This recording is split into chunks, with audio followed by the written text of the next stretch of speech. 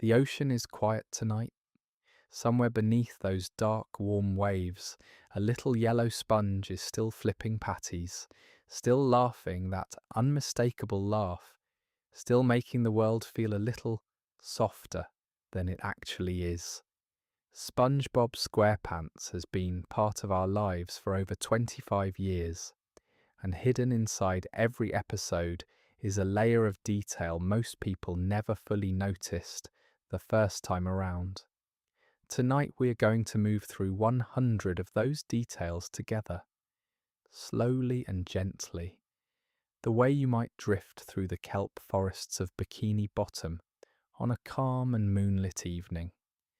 There is no rush here.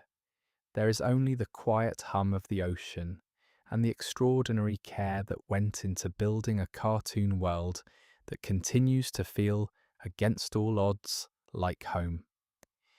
If you enjoy content like this, subscribing means everything. Now, let us settle in and begin our descent, all the way down to the seafloor, where a pineapple sits on Conch Street and the lights are always on. The first thing worth knowing, the very foundation beneath everything else, is that SpongeBob SquarePants was created by a marine biologist. Stephen Hillenburg studied marine biology at Humboldt State University before later attending CalArts to pursue animation, and that unusual combination of scientific knowledge and artistic training is the quiet engine behind almost everything the show does. Hillenburg genuinely understood the ocean.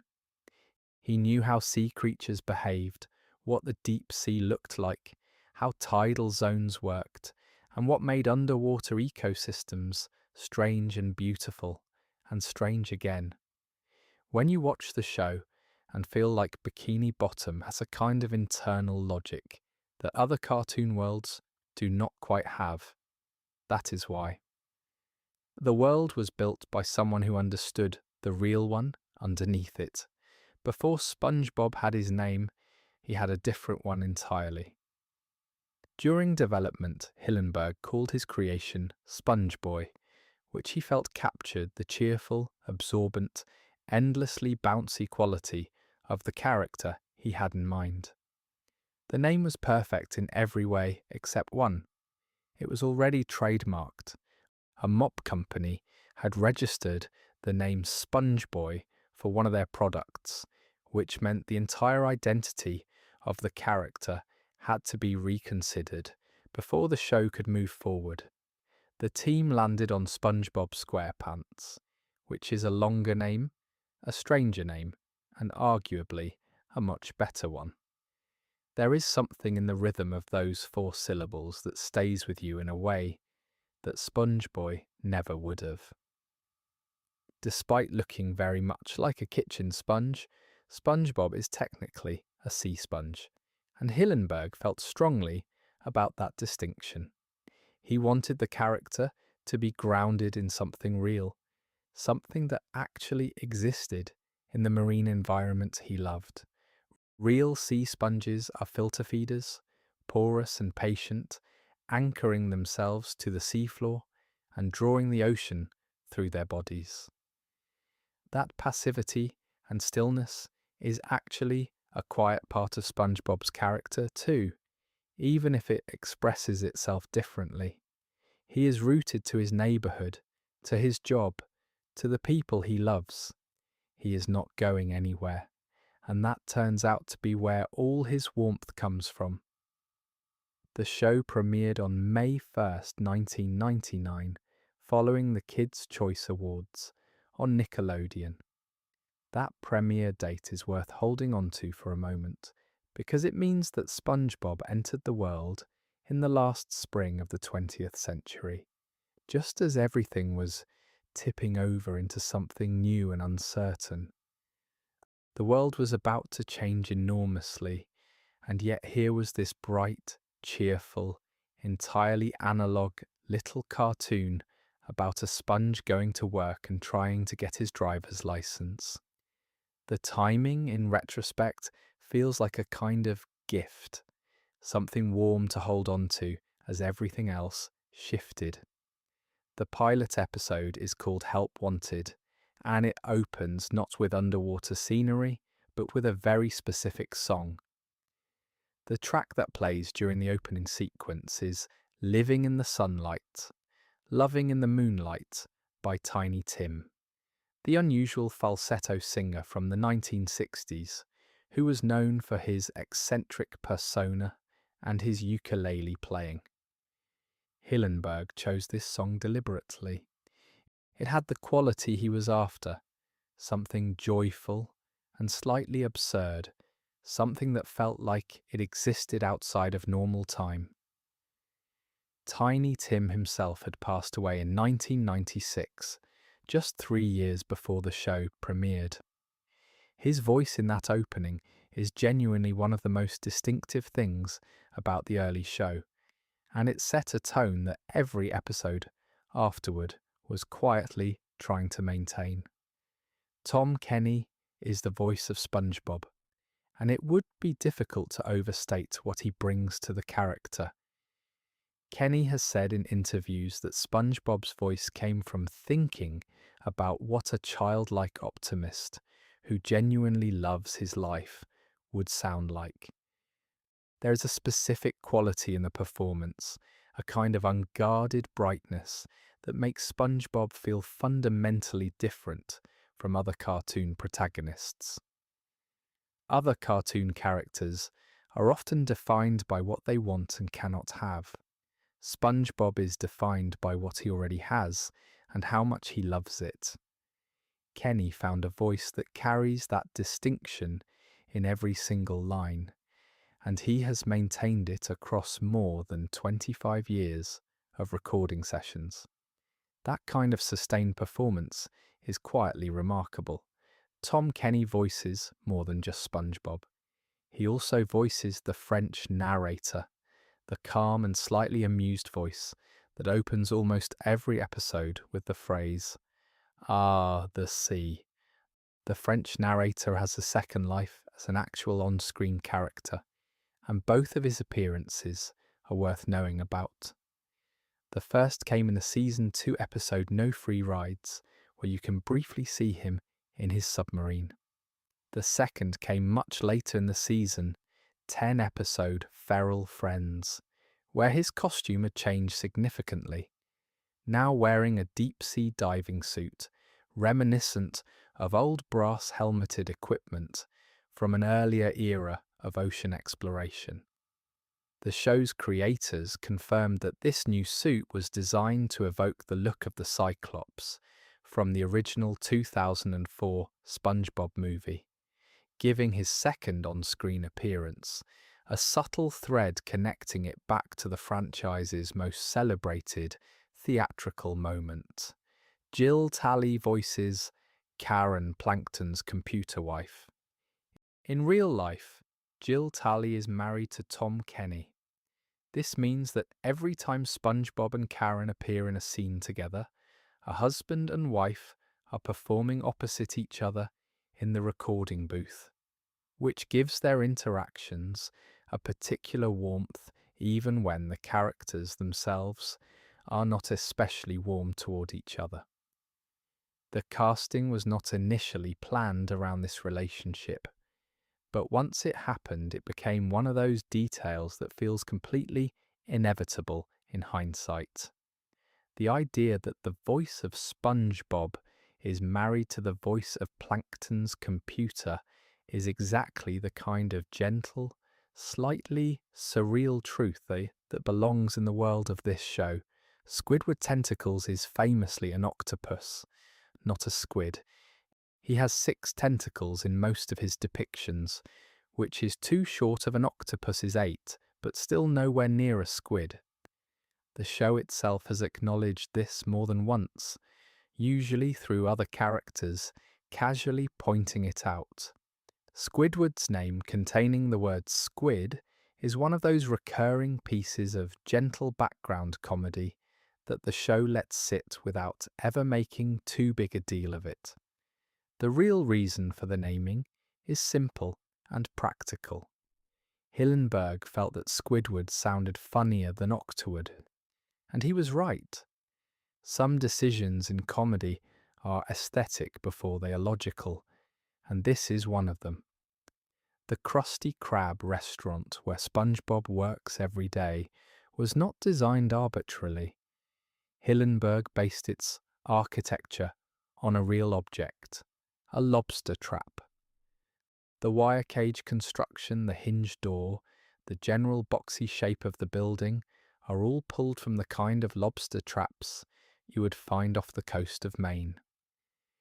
This is a beautiful piece of background design because it means that the central workplace of the show, the place where most of the action happens, is literally a trap.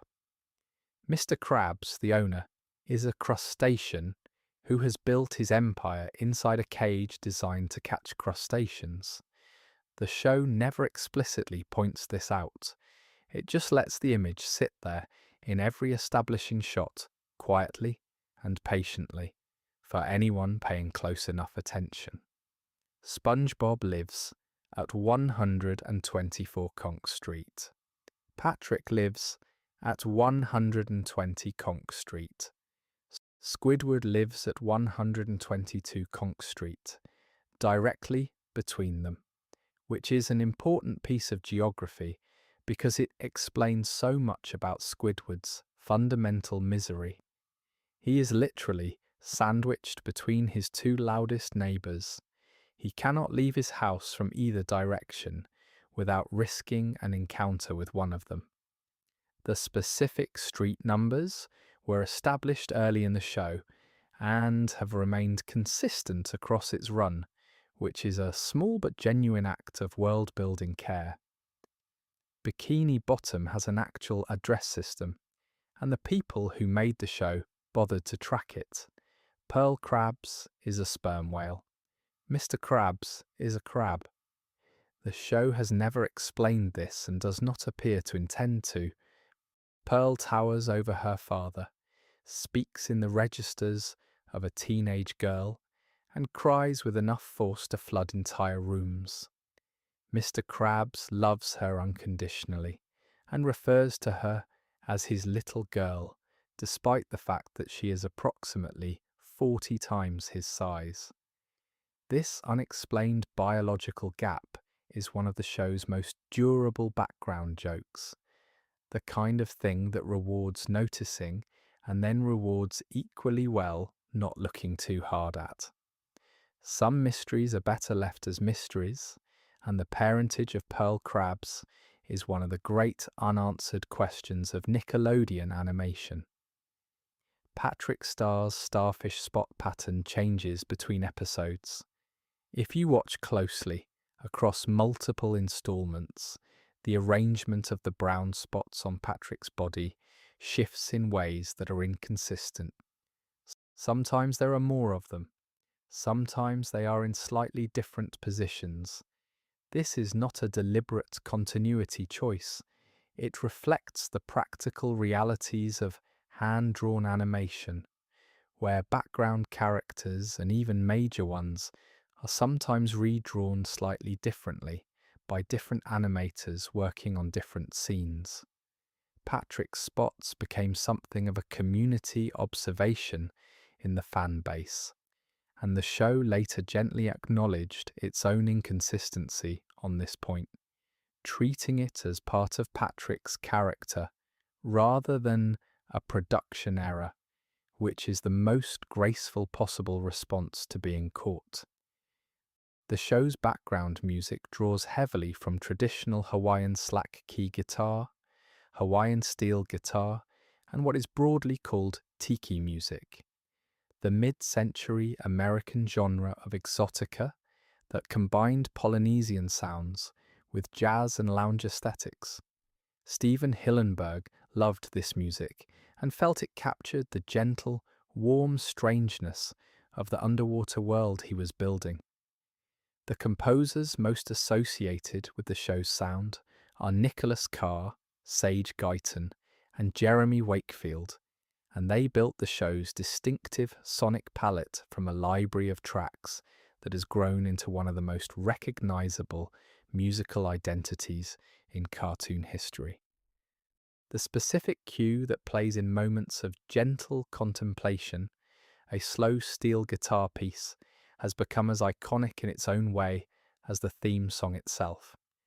Hillenburg himself played in a band before devoting himself fully to animation and then to SpongeBob. His love of music was personal, and it influenced how much space the show gave to musical moments. When you look at the episodes that are most beloved by viewers across every demographic and every generation, a disproportionate number of them feature original songs. Band Geeks, The Fun Song, Ripped Pants, Sweet Victory. The music in SpongeBob is not incidental, it is structural. It carries meaning and emotion that the animation alone could not sustain, and that came directly from the sensibility of a man who understood, at a cellular level, what it felt like to play something you loved for an audience. Band Geeks, the Season 2 episode in which Squidward organises a band and ends up leading an unforgettable performance of Sweet Victory at the Bubble Bowl, is consistently ranked among the greatest episodes of animation ever made. Not just the greatest SpongeBob episodes, the greatest animated episodes, period. Its reputation has only grown in the years since it aired, partly because of the emotional architecture of the ending, where a character who fails constantly and grandly is given one genuine moment of triumph. The camera pulls back, the crowd goes wild, and Squidward conducts with tears in his eyes. It is one of the rare moments in the show where the comedy steps aside entirely and lets something genuinely moving happen, and the effect is devastating in the best possible way. The fun song appears in the episode FUN, which is a Season 1 installment about SpongeBob's attempt to befriend Plankton. SpongeBob teaches Plankton the song by spelling out what FUN stands for. F is for friends who do stuff together. U is for you and me. N is for anywhere and any time at all, down here in the deep blue sea. Plankton responds with his own darker version of the song, involving fire, ugliness, and nightmares. The contrast between SpongeBob's version and Plankton's is a compact and very funny illustration of everything that separates these two characters. One has made peace with the world, the other is at war with it. The song captures both positions in about 45 seconds. The episode Ripped Pants from Season 1 has a structure that functions as a meditation on a very specific kind of social mistake. The one where you find something that makes people laugh and then repeat it so many times that it stops being funny and starts being embarrassing. SpongeBob tears his pants accidentally. At Goo Lagoon, everyone laughs, and he then spends the rest of the episode deliberately tearing his pants in increasingly elaborate ways, watching as each attempt lands worse than the last. The episode is funny, but it is also quietly melancholy, because every viewer recognises the experience it describes. The moment when a joke turns in your hands is one of the most specific and universal feelings the show ever captured. The episode Rock Bottom from Season 2 is a masterwork of a very particular kind of dread. SpongeBob finds himself stranded in a deep-sea region called Rock Bottom, far below the normal zones of Bikini Bottom, and every time he tries to catch the bus home, some small distraction causes him to miss it. The fish who live in Rock Bottom speak with a recurring pharyngeal sound in between words, a kind of blowing noise that makes their language almost, but not quite comprehensible. The episode never explains Rock Bottom, never maps it, never resolves why it exists or what its relationship to the rest of the world is.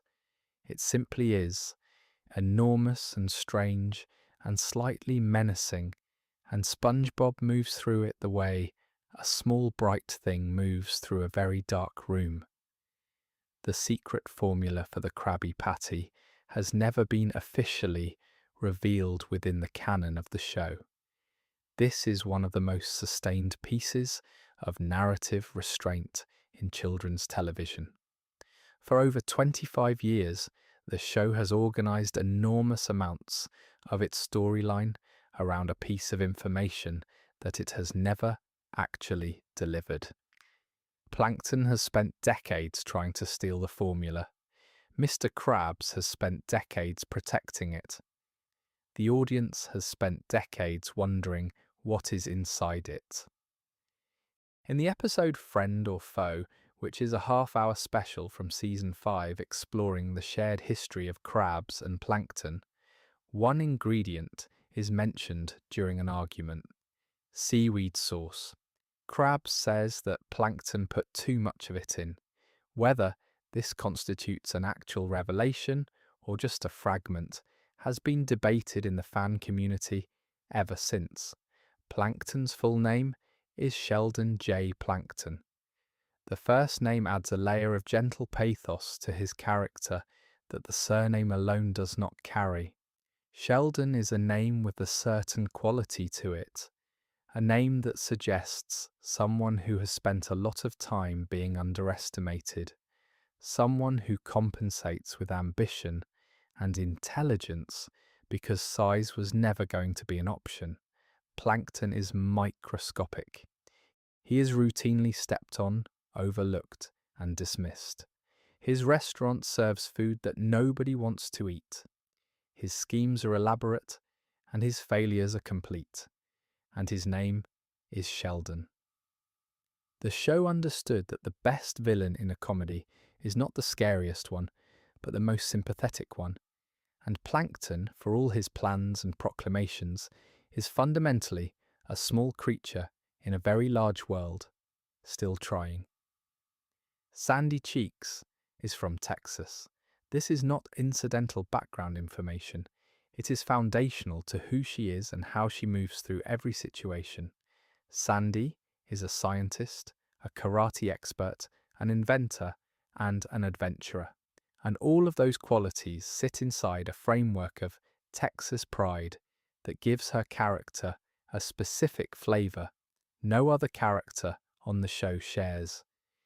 She is not just generically capable, she is capable in the way of someone who grew up believing that you figure things out yourself, that you do not wait for someone else to solve the problem, and that the biggest compliment you can pay someone is telling them they can handle it.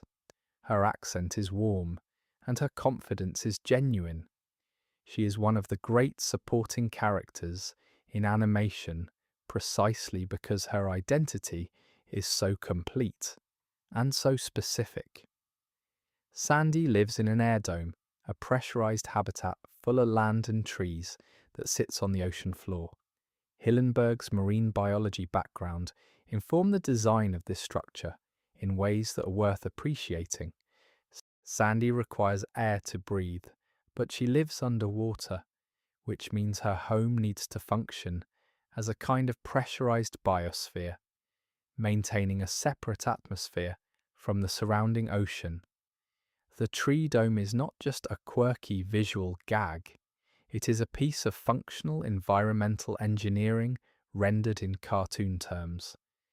When characters visit Sandy without their own air supply, they are shown struggling, drying out, unable to breathe, which is exactly what would happen to a land creature, submerged without protection. The show treats its own biology with more seriousness than you might expect. The episode Pressure from Season 2 takes the question of environments and makes it explicit in the funniest possible way. The episode pits the underwater crew against Sandy in a series of challenges to determine who is better at existing in each other's domains. Sandy removes her helmet underwater and shows that she can hold her breath, but her lungs visibly shrink and her body begins to wilt. The underwater characters, when taken to the surface, pop, dissolve, and dry out in various uncomfortable ways.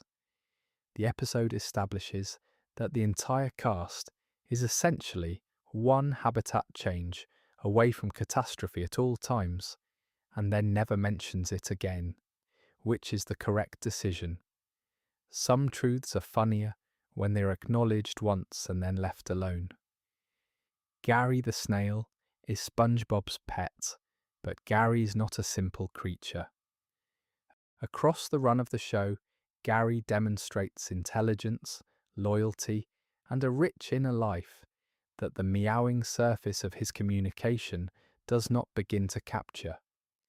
There are episodes where Gary runs errands, handles domestic tasks, reads books, and expresses clear opinions about the world around him.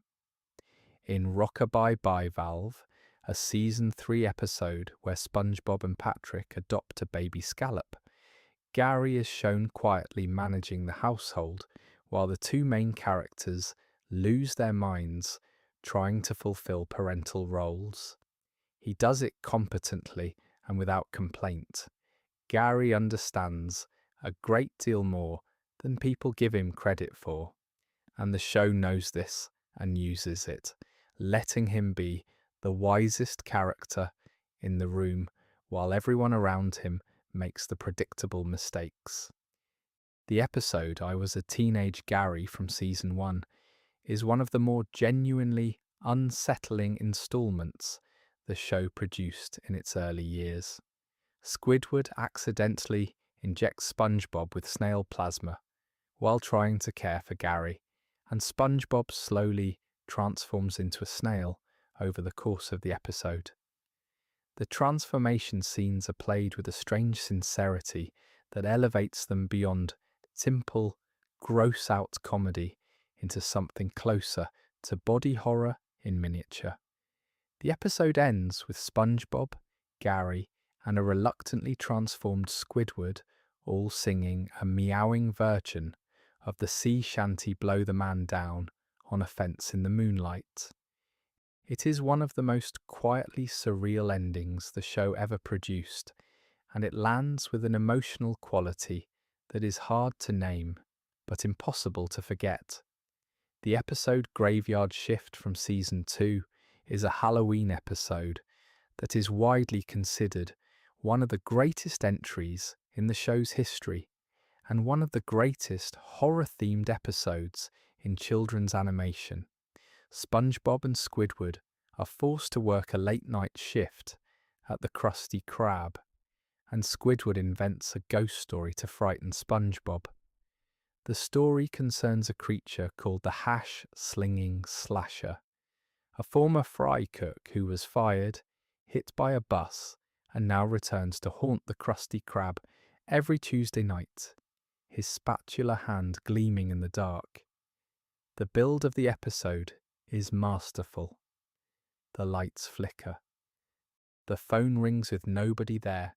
A bus arrives, and then the slasher actually appears to be arriving, one ominous sign at a time, before the episode reveals a more mundane explanation. But then at the very end, in the final frames, the real Nosferatu appears and turns off the lights, giving the episode an actual scare that lands after the fake one has already released all the tension. The timing of that final moment is perfect. The Nosferatu who appears at the end of Graveyard Shift is not animated, but taken from actual footage of the original 1922 German expressionist horror film of the same name, directed by F. W. Murnau. The silhouette of Count Orlok rising from his coffin is one of the most recognised images in horror history, and the show simply drops it into the final frame of a children's cartoon and lets it sit there. No explanation, no context, just the shadow of a 100-year-old monster, turning off the lights. It is an absurdist joke for adults and a genuinely frightening image for children, and the show uses both functions simultaneously. This is one of the clearest examples of the early show operating on multiple registers at once, speaking to different audiences without condescending to any of them. Mermaid Man and Barnacle Boy, the elderly superhero duo who live in a retirement community near Bikini Bottom, are a parody of the 1960s Batman television series, specifically the version starring Adam West and Burt Ward. The camp tone, the elaborate gear, the sense that these heroes were once genuinely impressive and are now mostly a collection of faded glories, all of it maps onto the specific flavour of the West Batman show. The voice performances lean into this. Ernest Borgnine voiced Mermaid Man with the quality of a man who once believed completely in something, and still does, just more slowly and with more napping. Tim Conway voiced Barnacle Boy with the weary resignation of someone who has spent 60 years being told he is the sidekick. The love the show has for these characters is genuine. They are not mocked, they are honoured, gently and repeatedly, until the end. The episode Krusty Krab training video from Season 3 is a full parody of the kind of orientation videos that corporations were producing in the 1980s and 90s. It takes the format completely seriously, using the visual language, the narrator tone, the diagrammatic breakdowns of customer service philosophy, all of it, and filters it through the Krusty Krab. The episode includes a segment on a hypothetical employee named Horace B. Medium, whose story is told in 3-act corporate narrative fashion. It breaks the fourth wall several times, most famously when the video promises to reveal the Krabby Patty formula and then simply cuts to black before doing so. It is one of the most formally inventive episodes the show ever produced, and it works because the parody is total. There is no winking at the audience. The format is simply adopted and then inhabited until it becomes absurd on its own terms. The episode Sailor Mouth from Season 2 introduced a clever piece of audio engineering that became one of the show's most remembered recurring bits. The episode centres on SpongeBob and Patrick learning and then using profanity, but the actual profanity is replaced on the soundtrack with the sound of a dolphin. Not a generic sound effect, an actual dolphin vocalization, chirping and clicking in place of the swear word every single time.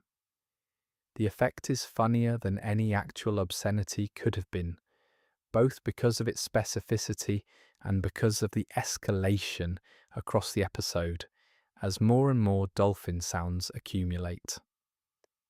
Mrs. Krabs, who appears in the episode to scold her son, is played with exactly the right mixture of horror and weariness. She was alive to see it. That is the joke and the tragedy simultaneously. Mr. Krabs' mother, known as Betsy Krabs, or Mama Krabs, appears in several episodes and is voiced with a kind of rough warmth that makes her feel completely real. She lives in a small house and she is, in every interaction, the one person on the planet who can make Mr. Krabs feel genuinely guilty for his behaviour. The dynamic between them is one of the show's most humanising elements because it reveals that underneath all his greed and cheerful indifference to his employees' well-being, Eugene Krabs still has a mother he does not want to disappoint. She appears in Sailor Mouth to scold him. She appears in various holiday episodes. She is the moral counterweight to his worst impulses, and the show deploys her with great care, saving her for moments when the reminder of Mr. Krabs' humanity matters most. The episode Friend or Foe from Season 5 is a half Hour special that tells the story of how Plankton and Mr. Krabs became enemies. As children, they were close friends, both outcasts in their community, both finding something in each other that the rest of the world withheld. They created the Krabby Patty formula together, working out of a trash can in an alley, adding ingredients and tasting their way towards something that worked. Their falling out over credit for the formula turned a friendship into a rivalry that would define both of their lives. The episode is genuinely moving in its first half before the humour reasserts itself, and it reframes the entire show by establishing that the central conflict between Krabs and Plankton is not just commercial, but personal. They are not strangers fighting over a business. They are former friends who hurt each other and never recovered. Karen's mobile form, her ability to move through the world on a wheeled body rather than remaining fixed to the wall of the chum bucket, debuted in Friend or Foe. Before this episode, Karen had always been depicted as a stationary computer screen, powerful and intelligent, but geographically limited to Plankton's laboratory. Friend or Foe gave her a body, and in doing so, transformed her from a supporting element of Plankton's scenes into a character capable of full interaction with the world. This change had significant consequences for how Karen was written in subsequent episodes. She could go places. She could react to things outside the chum bucket. She could be surprised and frustrated and amused by a wider range of situations. The mobile form expanded her emotional vocabulary in ways that benefited the show for every season that followed. The episode SB129 from Season 1 introduced time travel to the SpongeBob universe. Squidward, trying to escape SpongeBob and Patrick, accidentally seals himself inside a refrigerator and freezes for thousands of years. When he wakes up, Bikini Bottom has become a chrome future city. He then uses a time machine to escape, ends up at the prehistoric beginning of time, and eventually lands in a completely blank white void of pure nothingness that the show refers to as the space between seconds. The void sequence is philosophically unsettling in a way that is unusual for children's television. Squidward floats in pure white nothing and begins to think that perhaps company was not so bad after all. It is a moment of genuine existential reckoning in a cartoon about a talking sponge, and the show handles it with complete commitment. The episode Pizza Delivery from Season 1 is, for many viewers, the first episode that felt like the show was operating at its full potential. SpongeBob and Squidward are tasked with delivering a pizza across an enormous distance in terrible conditions, and the episode builds through a series of escalating disasters before arriving at a moment of quietly devastating emotional impact. When they finally deliver the pizza and the customer refuses to accept it because he did not get a drink with his order, something shifts in Squidward. He has watched SpongeBob maintain faith across every obstacle, and now he watches that faith get dismissed by casual cruelty. What Squidward does next is one of the early show's most satisfying moments. It earns its satisfaction completely. Nothing is given away too easily, and the timing is exact.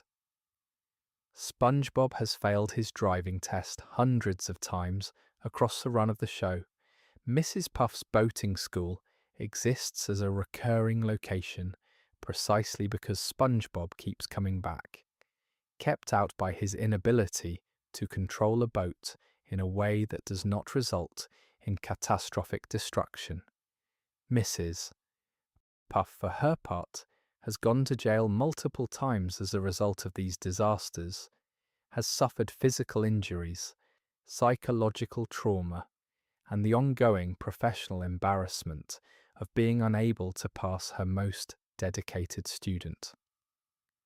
The relationship between them is one of the richest comedic relationships in the show, partly because both characters are victims of the same absurd situation, and partly because Mrs. Puff genuinely believes in the educational mission that SpongeBob perpetually undermines.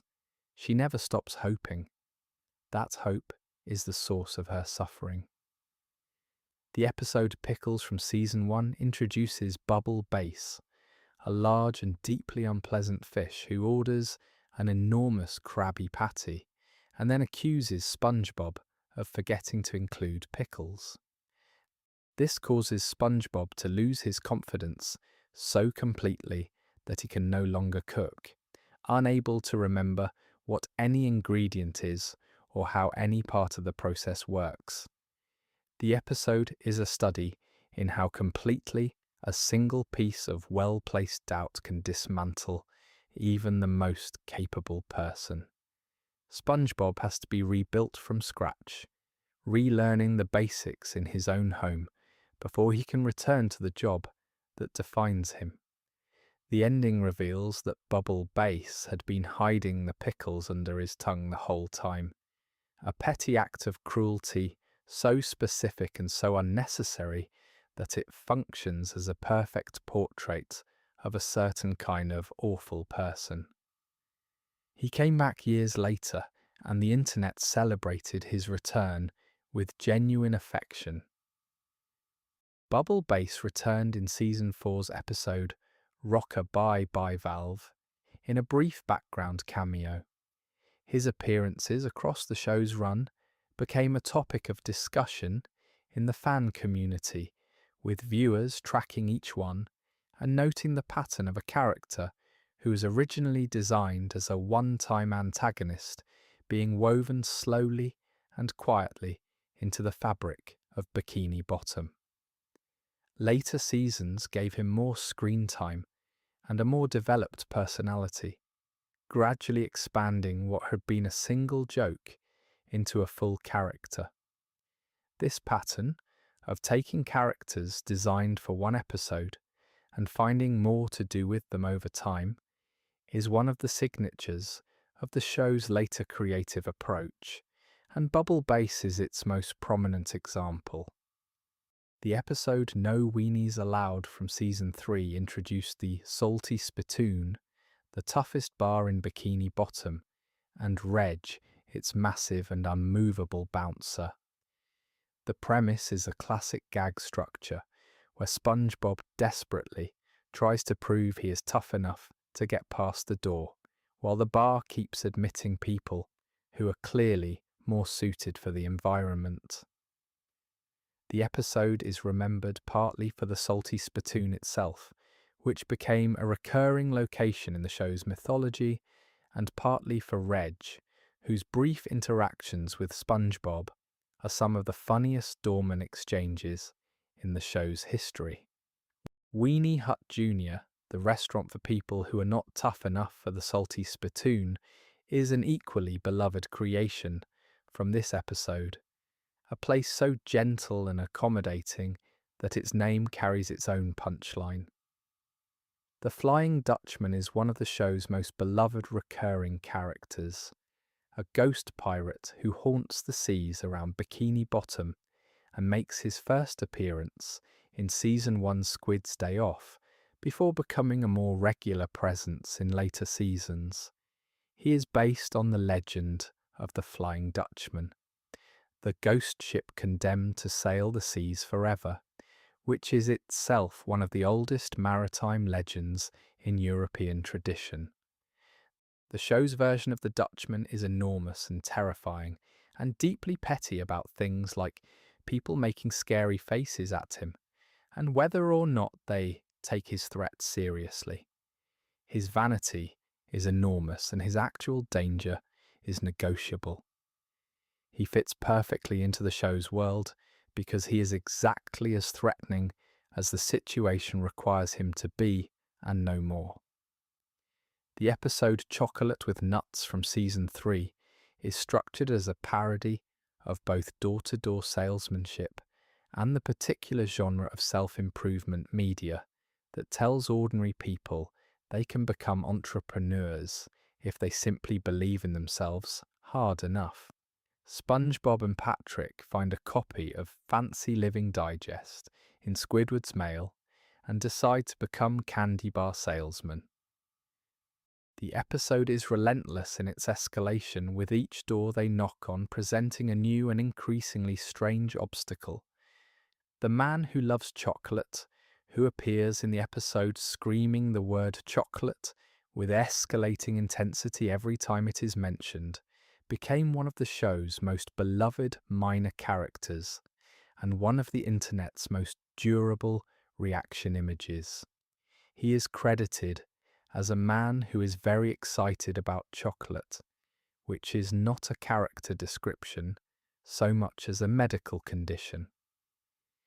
The episode Snowball Effect from Season 3 is a study in how quickly minor suburban conflicts can spiral into total war.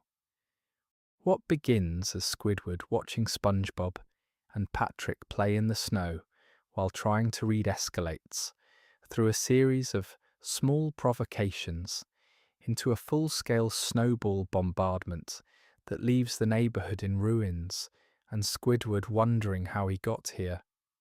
The episode is structured with the discipline of a classical farce, each beat setting up the next with exact timing, and it demonstrates something important about Squidward as a character. He is not simply a victim of the people around him. He makes choices that deepen his own misery, again and again, because his pride refuses to let him step away. He could stop any of this at any point. He does not. The snowballs keep flying. Patrick Starr's intelligence is one of the show's most discussed continuity points. In some episodes, Patrick is simply slow, missing obvious connections and taking things entirely too literally in ways that are gently comedic.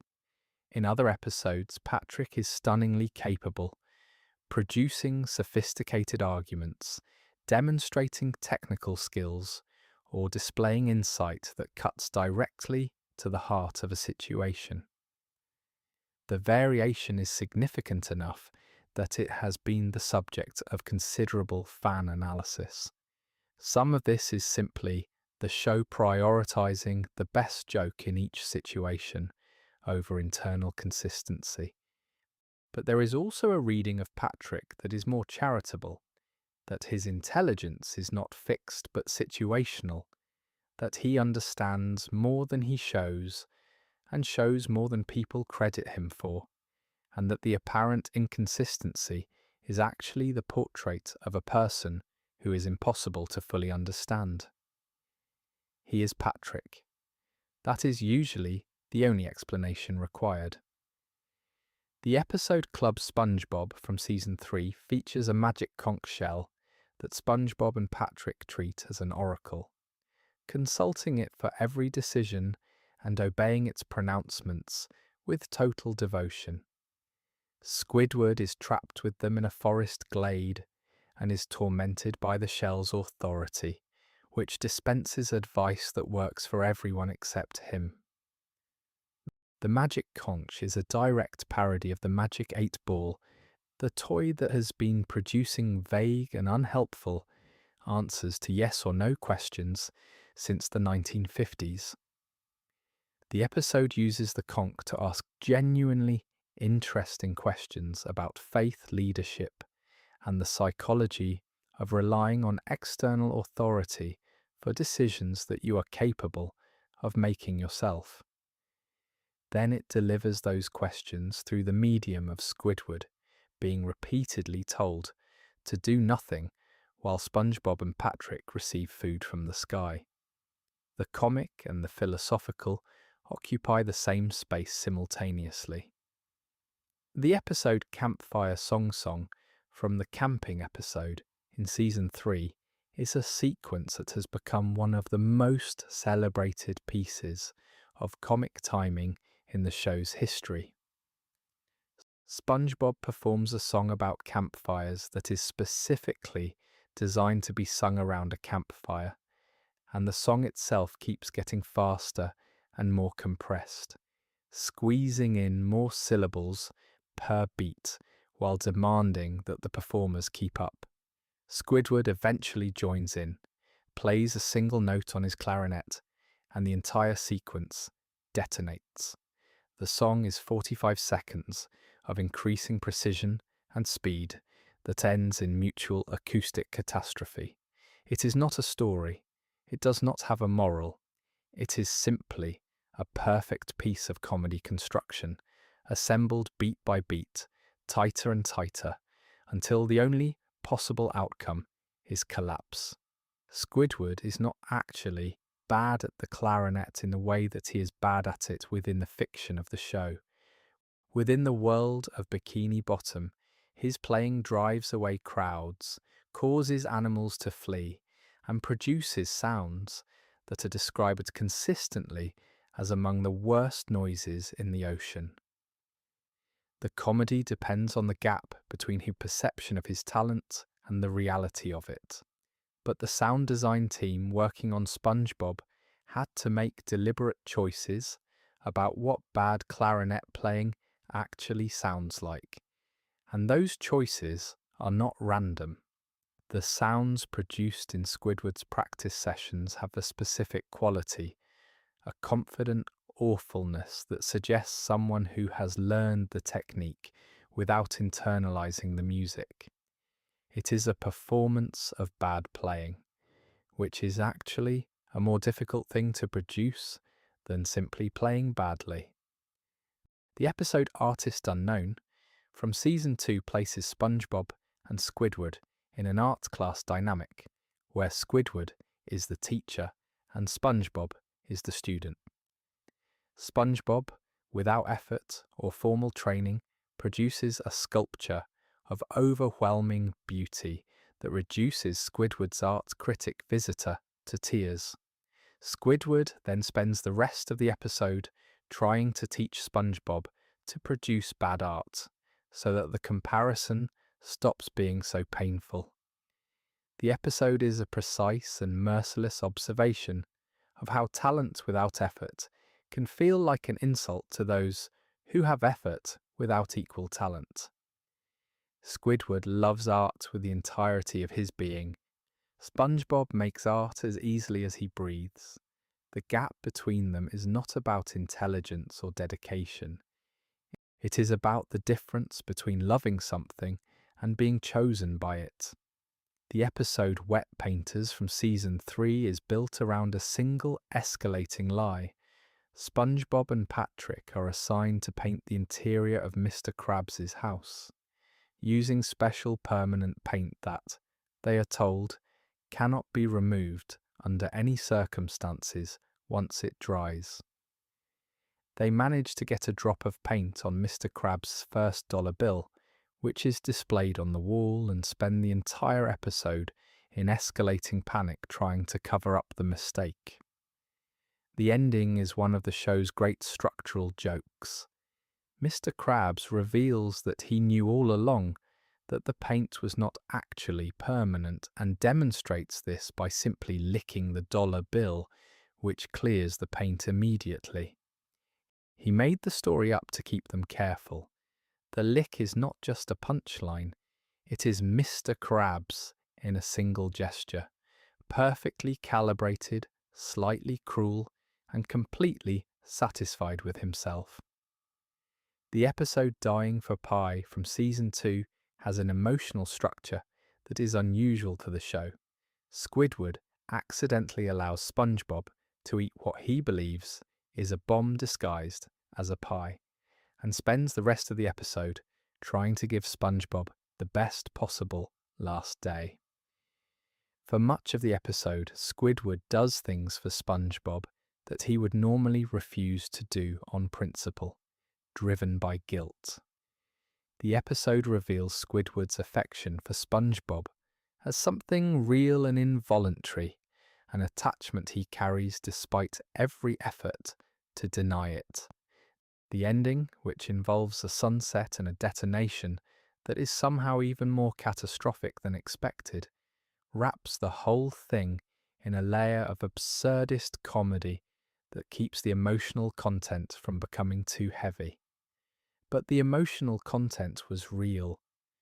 The show knew what it was doing. The episode Frankendoodle from Season 2 introduces Doodle Bob, a drawing that SpongeBob creates with a magic pencil that has fallen from a passing ship, and that brings everything it draws to life. Doodle Bob is a crudely drawn version of SpongeBob, animated in the deliberately rough style of a child's sketch, and he is immediately dangerous. He chases SpongeBob and Patrick, steals the pencil, and begins trying to erase them. The episode is a monster story, but the monster is SpongeBob's own creation, his own self-rendered in its most primitive and uncontrolled form. Doodle Bob became one of the most beloved one-episode characters in the franchise, his garbled cry of "me hoi minoi" entering the cultural vocabulary of everyone who watched the show during those early years. His brief and chaotic existence remains one of the Season 2 highlights. The Alaskan Bullworm episode from Season 2, formerly titled Sandy, SpongeBob, and the Worm, builds to a twist that is one of the most satisfying misdirections in the show's history. Sandy and SpongeBob spend the episode tracking what they believe is a giant worm, following signs of destruction across Bikini Bottom. The worm is enormous. It is terrifying.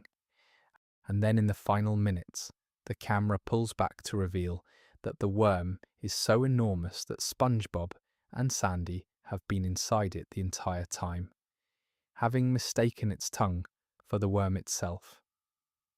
What they thought was the trail of destruction was the worm's actual body. The moment of revelation reframes the entire episode in an instant, and the comedy of scale that follows as the real worm falls off a cliff and lands on the town is delivered with exact timing.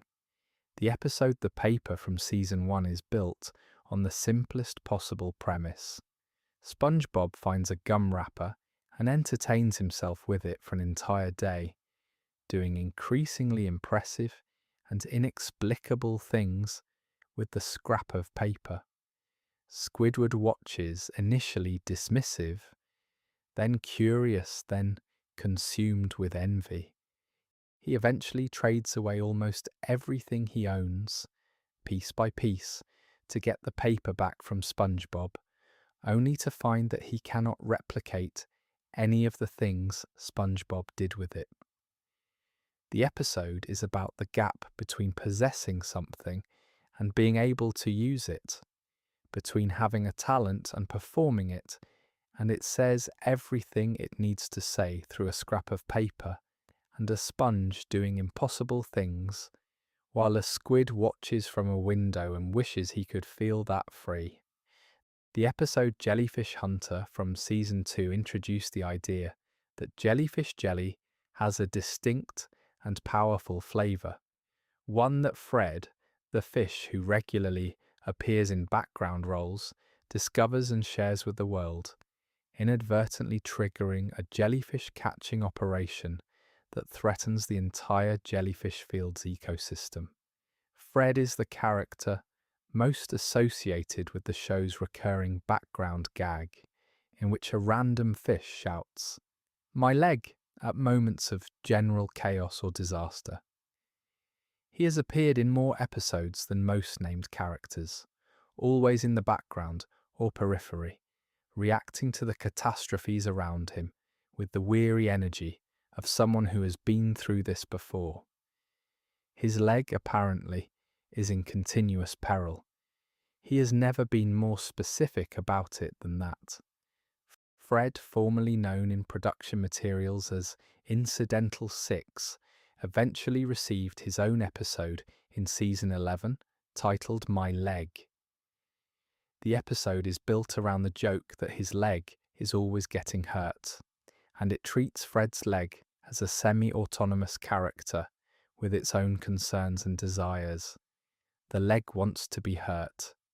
Fred, having just recovered from his latest injury, decides to take care of himself for once, and the episode becomes a pursuit story in which various situations conspire to injure his leg again while he tries to avoid them.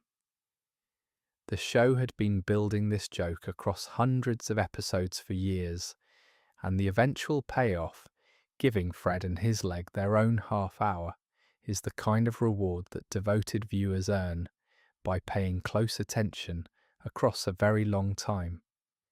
The episode Mermaid Man and Barnacle Boy 5 from Season 3 assembles the main cast as a superhero team, with each character assigned a power and a costume.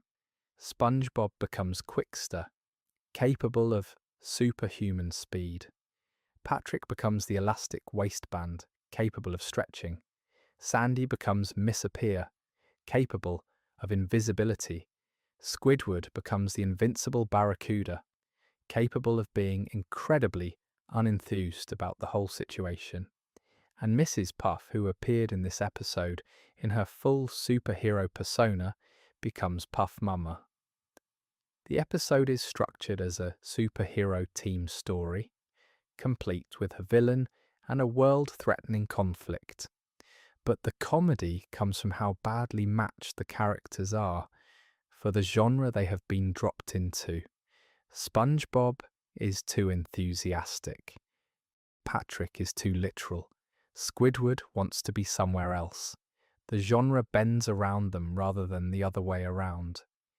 The episode Procrastination from Season 2 follows SpongeBob as he attempts and fails to write an essay about what not to do at a stoplight, an assignment from Mrs. Puff's boating school. The episode is a frame-for-frame accurate depiction of the psychological experience of avoiding work. Every distraction SpongeBob finds is a distraction that the show has clearly researched with some care. Making snacks, rearranging the furniture, looking out the window, cleaning something that does not need cleaning, talking to the pencil. The episode builds in intensity as the deadline approaches and SpongeBob has still not written anything, culminating in a dream sequence of escalating dread.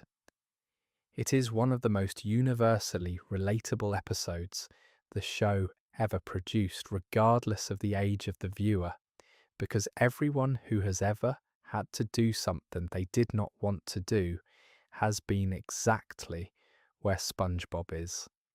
The episode Squid's Day Off from Season 2 gave us a version of Squidward who is placed in charge of the Krusty Krab while Mr. Krabs is recovering from an injury, and who then spends the entire episode trying to enjoy his time off while becoming increasingly convinced that SpongeBob is destroying the restaurant in his absence. He leaves. He comes back. He leaves again. He comes back again. Each return is prompted by a specific anxiety that proves each time to be unfounded, but the anxiety grows rather than diminishes with each cycle. The episode is a portrait of someone who cannot enjoy rest because they have made their anxiety about work into the structure of their entire personality. Squidward does not want to be at the Krusty Krab. He does not want to enjoy his day off either. What he wants and cannot have is peace. The show shifted from traditional seal animation to digital ink and paint after the third season. This transition, which was happening across the animation industry during this period, changed the visual texture of SpongeBob in ways that are subtle but real. The early seasons have a slightly warmer, less precise quality, to their backgrounds and colours that comes from the watercolour painting process. Background painters would produce actual watercolour paintings that were then scanned and used as the visual environment for each scene. Nick Jennings, who served as art director for the first 4 seasons, oversaw this process and helped establish the specific visual identity of early Bikini Bottom. The backgrounds from those seasons have a softness and a depth that is distinctly different from the cleaner, crisper look of later seasons, and some viewers feel a strong nostalgia for that particular visual quality. Nick Jennings contributed specific visual signatures to the early seasons that can be tracked and identified if you know what to look for. There were recurring background elements that appeared consistently across the first 3 seasons and then disappeared after Jennings left the show. A specific portable toilet with a distinctive design that appeared in beach scenes, a large red flower arch that appeared in wide shots of downtown Bikini Bottom, specific incidental background fish that were his creations. These elements became a kind of visual fingerprint for the earliest era of the show. Their absence in later seasons marks a genuine transition in the show's aesthetic identity, and their reappearance in episodes where the original creative team has returned acts as a signal to viewers who remember what Bikini Bottom originally looked like. The background music library for SpongeBob is vast and has been built across the show's entire run by multiple composers working in the tradition established by Hillenburg's original musical vision. Nicholas Carr is perhaps the composer most associated with the show's specific cues, and he has contributed hundreds of pieces across the series. One piece in particular, a specific Hawaiian steel guitar track associated with moments of calm contemplation, has achieved a kind of cultural saturation that few pieces of background music from any television show have reached. It is the sound of SpongeBob thinking, of a quiet moment on Conch Street, of the ocean settling around Bikini Bottom at the end of a long and chaotic day. People who have not watched the show in years will still hear that cue and feel the particular quietness it carries. The show's theme song is one of the most recognizable pieces of music produced by any children's television program. The call and response structure, the escalating tempo, and the final extended note of the last syllable are all pieces of engineering designed to stick. The song was written by Mark Harrison and Blaze Smith and performed by Patrick Pinney as the rough singing pirate voice that opens each episode. The shout of "Who lives in a pineapple under the sea" is now one of the most practiced collective responses in children's entertainment. Audiences at live events, at sporting arenas, in convention halls, have been shown the opening note of this song and responded with the full call and response without prompting, which is a level of cultural penetration that most advertising professionals would consider impossible to achieve, and that a marine biologist from Humboldt State achieved by accident, simply by making something he loved.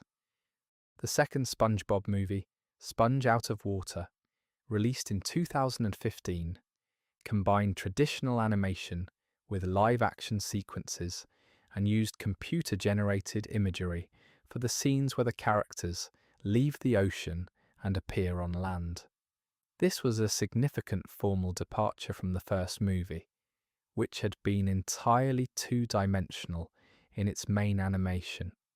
The villain of Sponge Out of Water is a human pirate named Burger Beard, played by Antonio Banderas, who has obtained a magical book that allows him to rewrite reality. The plot involves SpongeBob temporarily joining forces with Plankton to recover the Krabby Patty formula, which is a premise that the first movie had also used, but that the second executes in a more elaborate and visually ambitious way. The beach sequences featuring the characters rendered in 3 dimensions and interacting with the real world are the film's most distinctive visual achievement. Stephen Hillenburg wanted the original show to end after the first movie. The 2004 SpongeBob SquarePants movie was designed to serve as the finale of the series, a closing chapter that would give the characters a complete story arc and leave them somewhere good. Hillenburg stepped back from the day-to-day running of the show after the movie, and the series continued without him in the role of showrunner. The seasons that followed are the subject of considerable debate among fans, with opinions ranging from measured appreciation to significant criticism of what the show became without its creators' direct guidance. Hillenburg returned to a more active role later in the show's run, and the episodes produced during his return have a quality that viewers who loved the early seasons tend to find comforting and familiar. Stephen Hillenburg passed away on November 26, 2018, following a diagnosis of ALS in 2017. He was 57 years old. The announcement of his illness and then his death prompted an outpouring of recognition that revealed the depth of affection people had for the world he created. The show has continued after his passing, with his collaborators working to maintain his vision and his values. What Hillenburg left behind is not just a cartoon, it is a world that millions of people grew up inside, a place with consistent geography and consistent characters and consistent weather patterns, built with the care of someone who understood that the ocean was worth taking seriously even when it was being funny, and who never stopped believing that those two things could happen at the same time. The spin-off series Camp Coral, which premiered in 2021, is set at the summer camp where the main characters met as children. The series shows young versions of SpongeBob, Patrick, Sandy, Squidward, and others in their first encounters, effectively providing origin stories for relationships that the main show had always treated as established facts. The show is made in computer-generated imagery rather than the traditional two-dimensional animation of the main series. And this visual difference is one of the most discussed aspects of its reception. The character designs are translated to 3 dimensions with care, and the Bikini Bottom locations from the main show appear in their camp equivalents, familiar but younger, before the weight of history settled into them. The Patrick Star Show, which premiered in 2021 alongside Camp Coral, follows Patrick and his family in a format inspired by variety shows and late-night television. The series features Squidina, a character who had debuted in the main show's episode, Goons on the Moon, before being reimagined for the spin-off. Squidina in Goons on the Moon was a nerdy young squid with a slightly different design and personality, interested in comic books and action figures. In the Patrick Star Show, she was redesigned as Patrick's adopted sister and given a personality centered on competence, professionalism, and the experience of being the capable person surrounded by chaos. The 2 versions of Squidina represent 2 different creative visions of what the character could be, and the show's later seasons in the main series began incorporating the redesigned version creating a continuity that connects the spin-off back to the original. The episode Rockabye Bivalve from Season 3 is often cited as one of the show's most surprisingly thoughtful installments. SpongeBob and Patrick discover an abandoned baby scallop and decide to raise it together. They assign roles. SpongeBob will stay home and care for the baby. Patrick will go to work.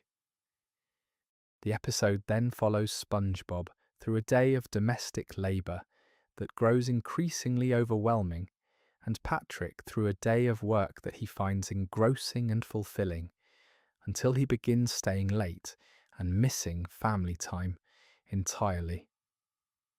The emotional beats are real and recognisable. The show is clearly describing something it has observed about division of labour, about how care work is valued and invisible, about the ways that good intentions can still produce resentment and neglect.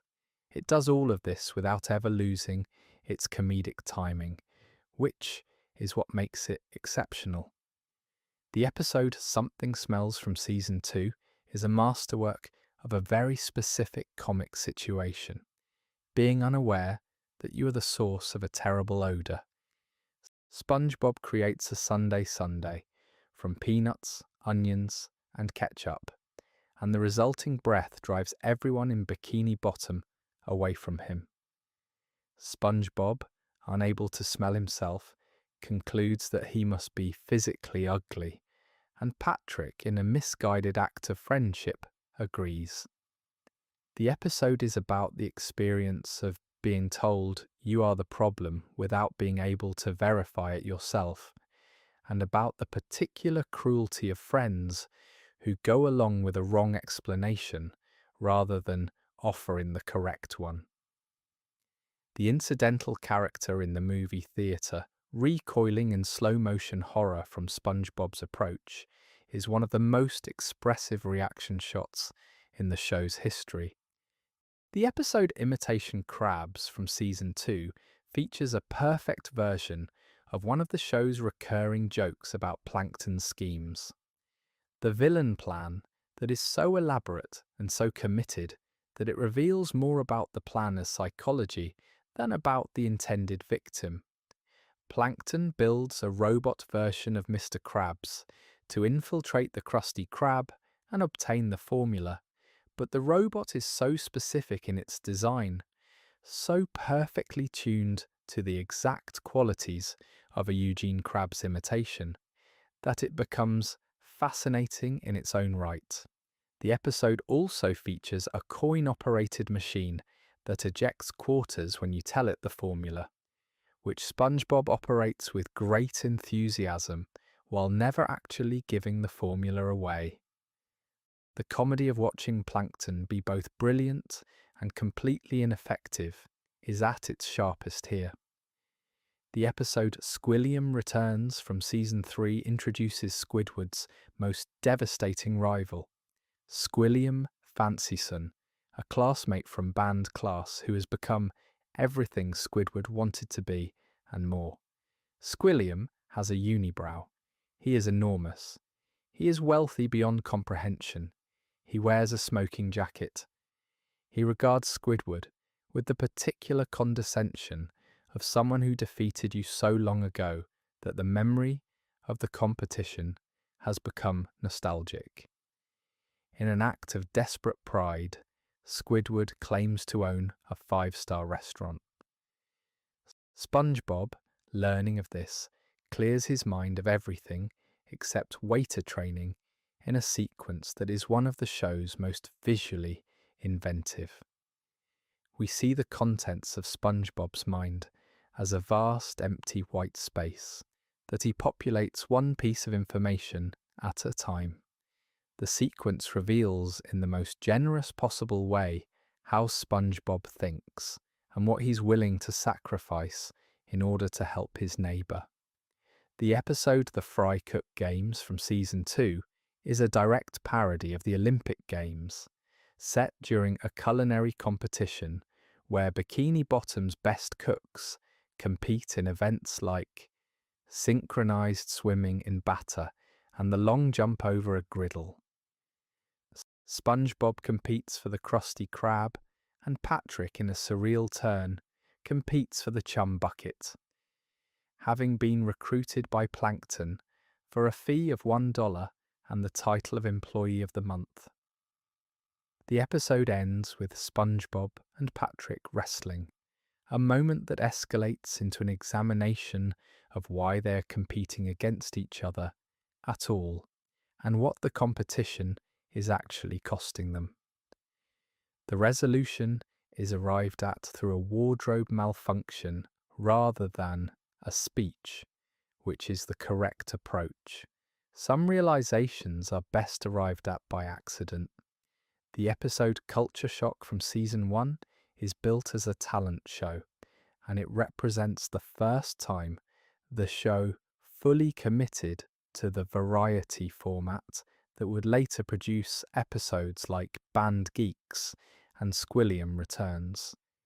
Each character performs an act, and the acts range from charming to disastrous to accidentally revelatory. Squidward performs a dance that he is convinced is the pinnacle of artistic expression.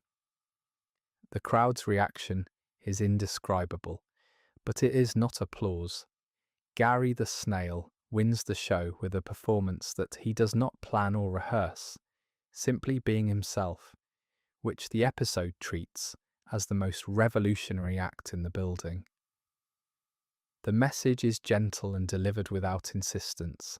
The things that feel most like yourself are usually the things other people find most extraordinary. The episode Mermaid Man and Barnacle Boy from Season 1 establishes these characters as objects of intense fandom for SpongeBob, who has apparently watched every episode of their old television show and can recite episode plots, villain names, and fight choreography from memory. This dynamic of a young enthusiast encountering aged heroes who have shrunk from their legendary versions into ordinary, tired, slightly confused old men is handled with unusual warmth by the show. SpongeBob does not feel disappointed by the distance between the legends and the reality. He simply loves them, unconditionally and without revision, which is a more difficult thing to do than admiration, and a more generous one. His fan love is a form of seeing people as they were and as they are at the same time, and holding both. The episode Suds from Season 1 introduces one of the show's most durable minor concepts: that SpongeBob is a sponge who can become physically ill, and that his illness takes the form of the suds, which causes him to blow uncontrollable bubbles from his pores. The episode is structured around SpongeBob trying to avoid going to the doctor, which is a premise familiar to anyone who has ever cared for a child. Patrick, attempting to help, administers a series of folk remedies that make the situation much worse. Sandy, who actually knows what she's talking about, tries to get SpongeBob to see a real doctor. The episode is clear about which approach works, and it is also very funny about it, which is the balance the show strikes most effectively when it is operating at full capacity. The episode Hall Monitor from Season 1 established Mrs. Puff's complex relationship with authority. SpongeBob is given the role of Hall Monitor for a day and immediately becomes convinced that the entire outside world requires his oversight.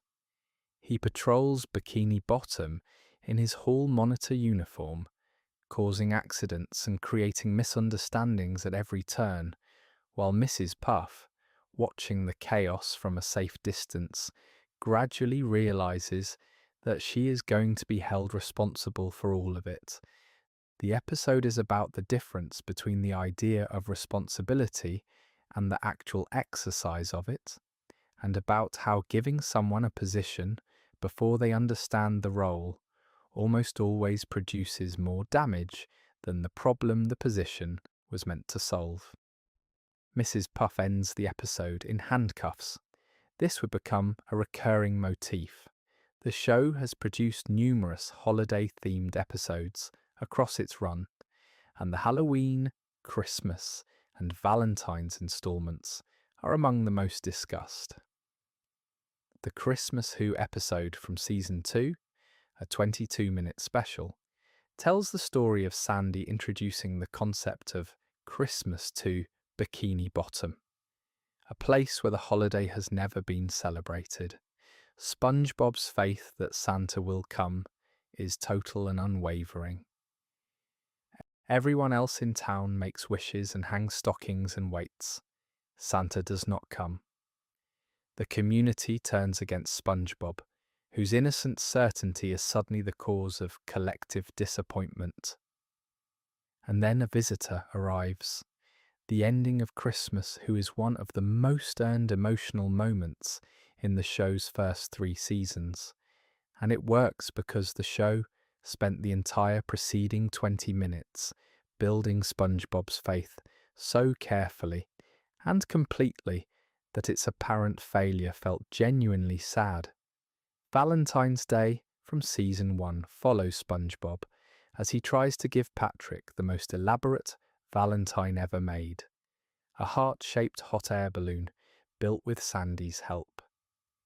When the balloon is delayed and SpongeBob is unable to give Patrick his gift on time, Patrick becomes increasingly agitated, interpreting the delay as rejection. The episode builds through a sequence of smaller gifts that SpongeBob gives other people while waiting, with Patrick watching each one and becoming more convinced that he is the only person in Bikini Bottom without a Valentine. The explosion of feeling that follows, Patrick's enormous emotional eruption at the carnival, is physically as well as emotionally overwhelming. When the balloon finally arrives, the release of tension is immediate and complete, and Patrick's joy is as large as his misery was. He exists at the edges of the emotional scale at all times. That is where he is most himself. The episode Opposite Day from Season 1 features one of the show's most elegant structural conceits. Squidward, trying to sell his house and convince a realtor that his neighbours are normal people, convinces SpongeBob and Patrick to spend the day doing the opposite of everything they normally do. SpongeBob becomes quiet, slow, uninterested. Patrick becomes thoughtful and considerate. Squidward, observing this, becomes increasingly alarmed because without their noise and chaos, the neighbourhood is simply sad and empty. The episode ends with Squidward accidentally becoming the source of chaos himself, unable to control the opposite version of his character once he starts performing it. The show knows, and the episode demonstrates, that Squidward's relationship with his neighbours is more complicated than pure annoyance. He does not want this to be quiet. He has just convinced himself that he does. The episode Plankton from Season 1 is the first time the villain is given a full story and a proper introduction. He attempts to use a mind control device on SpongeBob, failed, then attempts to steal the formula directly, fails again, and ends the episode in the same place he started. Empty-handed, furious, already planning the next attempt. The episode established the fundamental comedy of Plankton's situation with complete clarity in its first installment, and the show then built an entire mythology on top of it. Every subsequent Plankton episode is a variation on the same structure. Ambitious plan, elaborate execution, catastrophic failure, retreat. The variation is not in the outcome, but is the details of the attempt, and the details have remained inventive for 25 years, which is one of the quieter miracles of the show's creative longevity. Patchy the Pirate, the live-action pirate played by SpongeBob voice actor Tom Kenny, who hosted various SpongeBob specials, is one of the show's most beloved metatextual elements. Patchy exists in a version of the real world, watching SpongeBob on television, celebrating SpongeBob anniversaries, and going on adventures, in which he interacts with a cardboard parrot named Potty. The character appeared first in the season 2 special Christmas Who, and then returned for several other specials across the show's run. The Patchy segments occupy a strange territory between the show's cartoon world and the real world, a border zone where the love for SpongeBob is performed by a real person in a pirate costume in a house full of nautical props. It is earnest and strange and deeply committed, which makes it somehow exactly right. The episode I Had an Accident from Season 3 has SpongeBob become convinced, after a minor injury while sandboarding, that he can never go outside again. He retreats into his pineapple and refuses to leave, despite Patrick and Sandy's increasing attempts to coax him out. The episode escalates into a sequence that introduces a live-action gorilla into the animated world of Bikini Bottom, which the show handles with complete straightness. Nobody comments on the gorilla being real. Nobody questions the logistics. The gorilla is simply there, wearing swim trunks, and it takes a live-action horse to resolve the situation. The episode is doing something formerly unusual for a children's cartoon, crossing the line between live-action and animation in a way that is played entirely for logic rather than spectacle, and the commitment of the performance makes it funnier the more you think about it. The episode Fry Cook Games from Season 2 and the episode Band Geeks from the same season are often discussed together as the 2 pillars of the season, but they operate through different emotional mechanisms. The Fry Cooked Games works through competition and its costs. Band Geeks works through failure and its unexpected reversal. Together, they represent the show's 2 primary emotional modes: the comedy of people trying to defeat each other and the comedy of people trying to achieve something despite themselves. The show alternated between these modes across its entire run, returning to each one regularly, because they represent 2 fundamental human orientations toward other people, as rivals and as collaborators, as obstacles and as teammates. SpongeBob usually embodies the collaborative mode. Squidward usually embodies the competitive one. Patrick usually embodies something that defies both categories entirely. The Bubble Bowl performance in Band Geeks, where Squidward's ragtag collection of Bikini Bottom residents performs Sweet Victory with full stadium production values, is animated with unusual care. The crowd shot that precedes the performance is enormous, filled with thousands of fish faces rendered in the show's style, a visual scale that the show rarely deployed. The lighting changes, the camera moves differently than it does in regular episodes. The performance is given a gravity that registers as different in kind from the comedy that preceded it, and the transition is so smooth that you barely notice you have crossed from one emotional register into another until you are already inside the feeling. This is the show at its most technically accomplished. Not just funny, not just moving, but precisely both at once. The episode Skill Crane from Season 4 gives Squidward access to a claw machine at the Krusty Krab and follows him as he becomes obsessed with winning a prize. The episode is unusual in its focus on a single activity sustained across the full running time, and it works because Squidward's investment in the crane escalates in exact proportion to his repeated failures. Each failure deepens the investment rather than diminishing it, which is the psychology of gambling rendered in cartoon terms. The episode ends with Squidward finally mastering the crane, using his skill to operate actual heavy construction equipment, and then immediately crashing everything. The show's relationship with competence is consistent. Mastery, when it finally arrives, is usually applied in exactly the wrong context. The episode, the camping episode from season 4, is the episode that contains the campfire song, but it also contains one of the show's most sustained pieces of absurdist logic. A sea bear that attacks people for very specific reasons, all of which are arbitrary and impossible to predict. The sea bear attacks if you are wearing a sombrero in a jaunty fashion, if you eat cubed cheese as opposed to sliced cheese, if you wave your flashlight in a circle rather than an oval.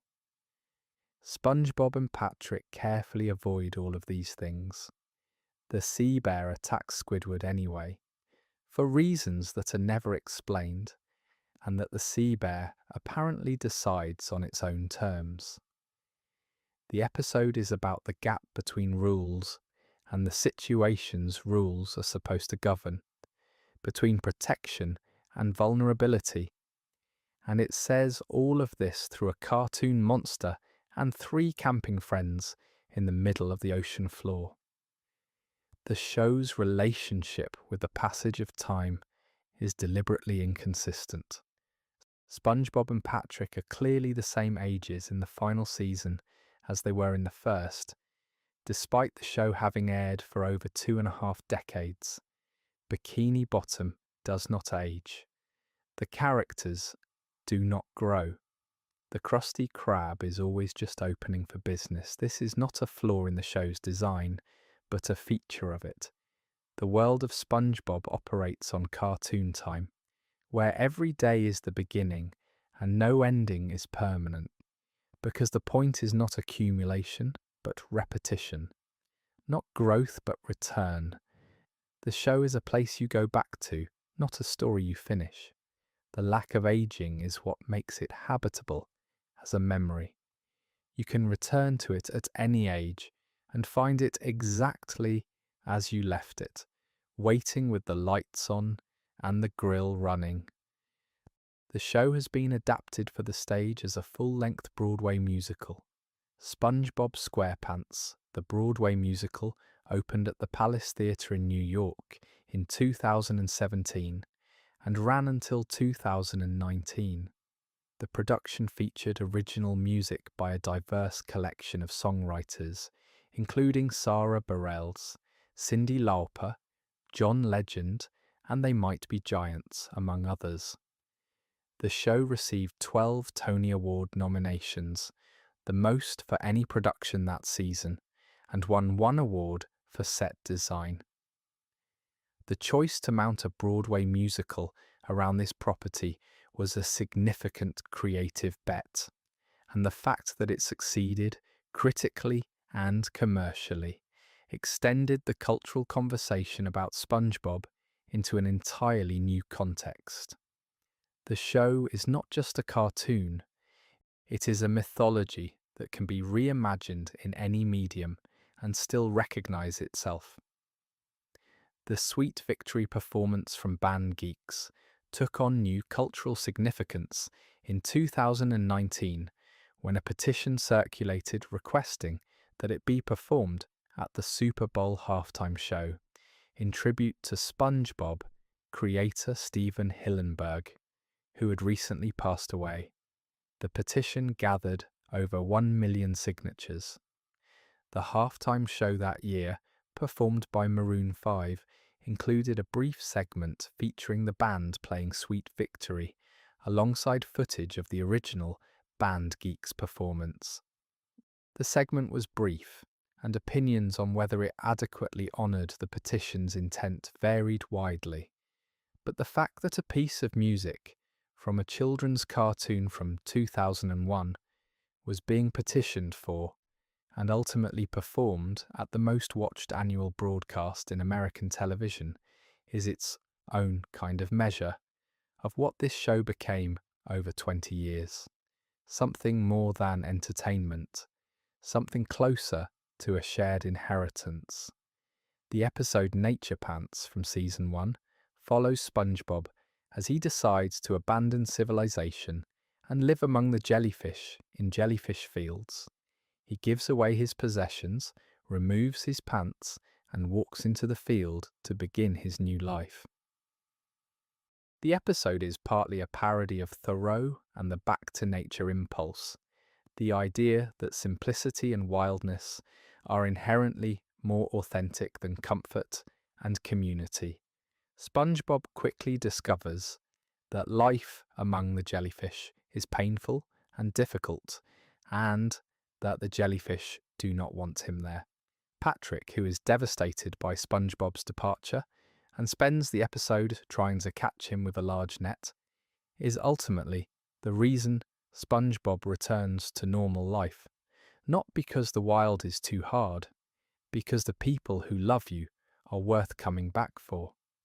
The episode knows which argument is stronger and makes it correctly.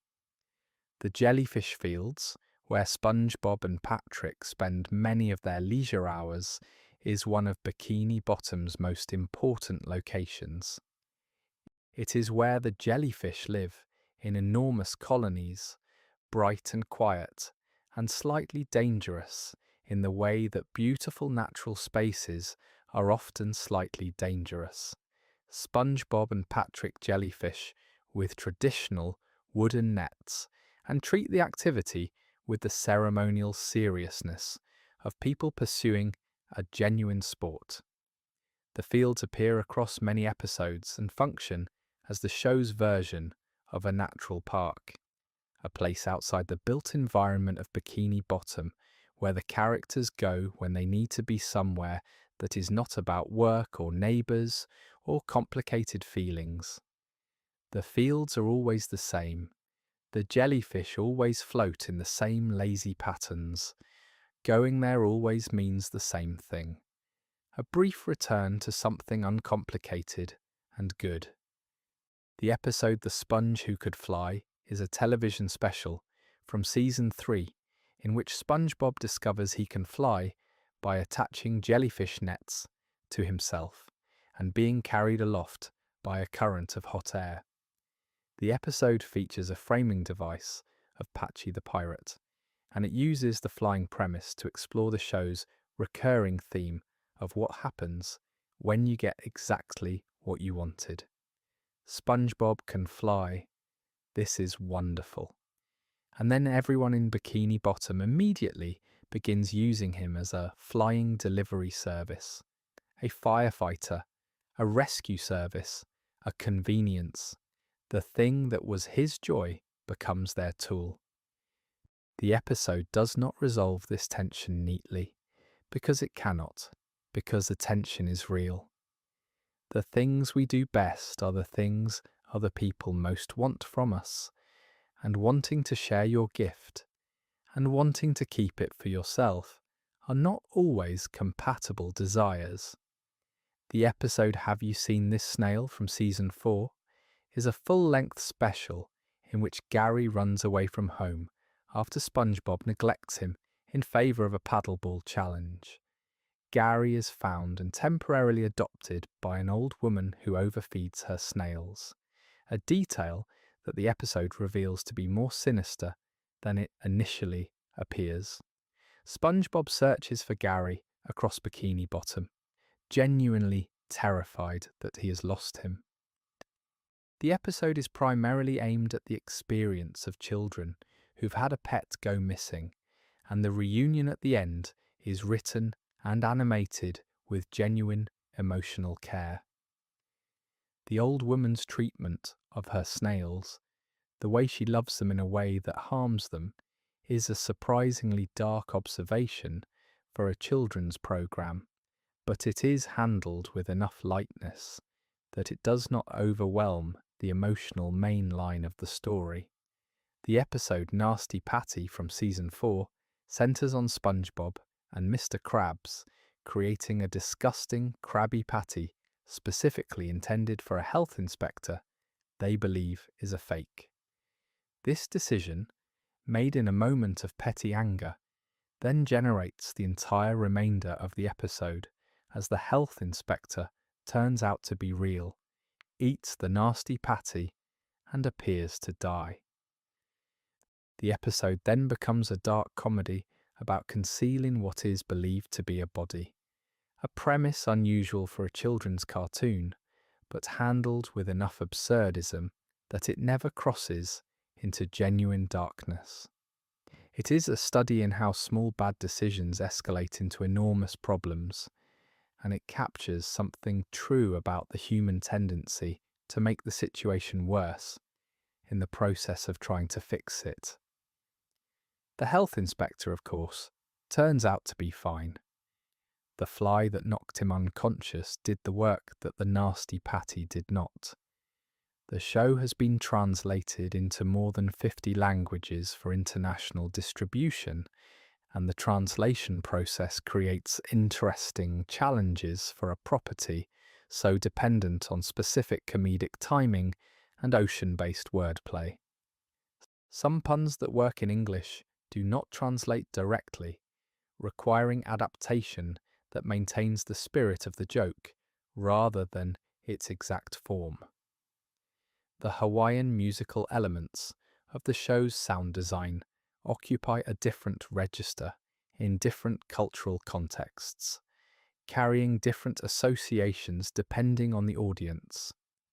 The fact that the show has remained popular across such a wide linguistic and cultural range speaks to how much of its appeal is grounded in things that do not require translation: physical comedy, facial expression, the universal experience of going to work and coming home, and having neighbours, and wanting things you cannot quite reach. The voice recording sessions for SpongeBob have historically been conducted with the cast recording together in the same room rather than separately, which is unusual in animation production. Most animated series record actors individually, a process that is logistically simpler, but that sacrifices the spontaneous energy of live interaction. The SpongeBob approach, having Tom Kenny and Bill Fagerback and Roger Bumpass and the rest of the cast in the same space, playing off each other in real time, produces a quality of interaction that is difficult to manufacture after the fact. The chemistry between SpongeBob and Patrick, the specific texture of their exchanges, is partly a writing achievement and partly the achievement of two people who genuinely enjoy each other's company, reading lines across a recording booth, responding to each other, building something together in the room. Bill Fagerbakke, who voices Patrick Star, has said in interviews that Patrick is the most enjoyable character he has ever played, partly because the character's logic is so entirely his own that performing him requires a specific kind of imaginative commitment.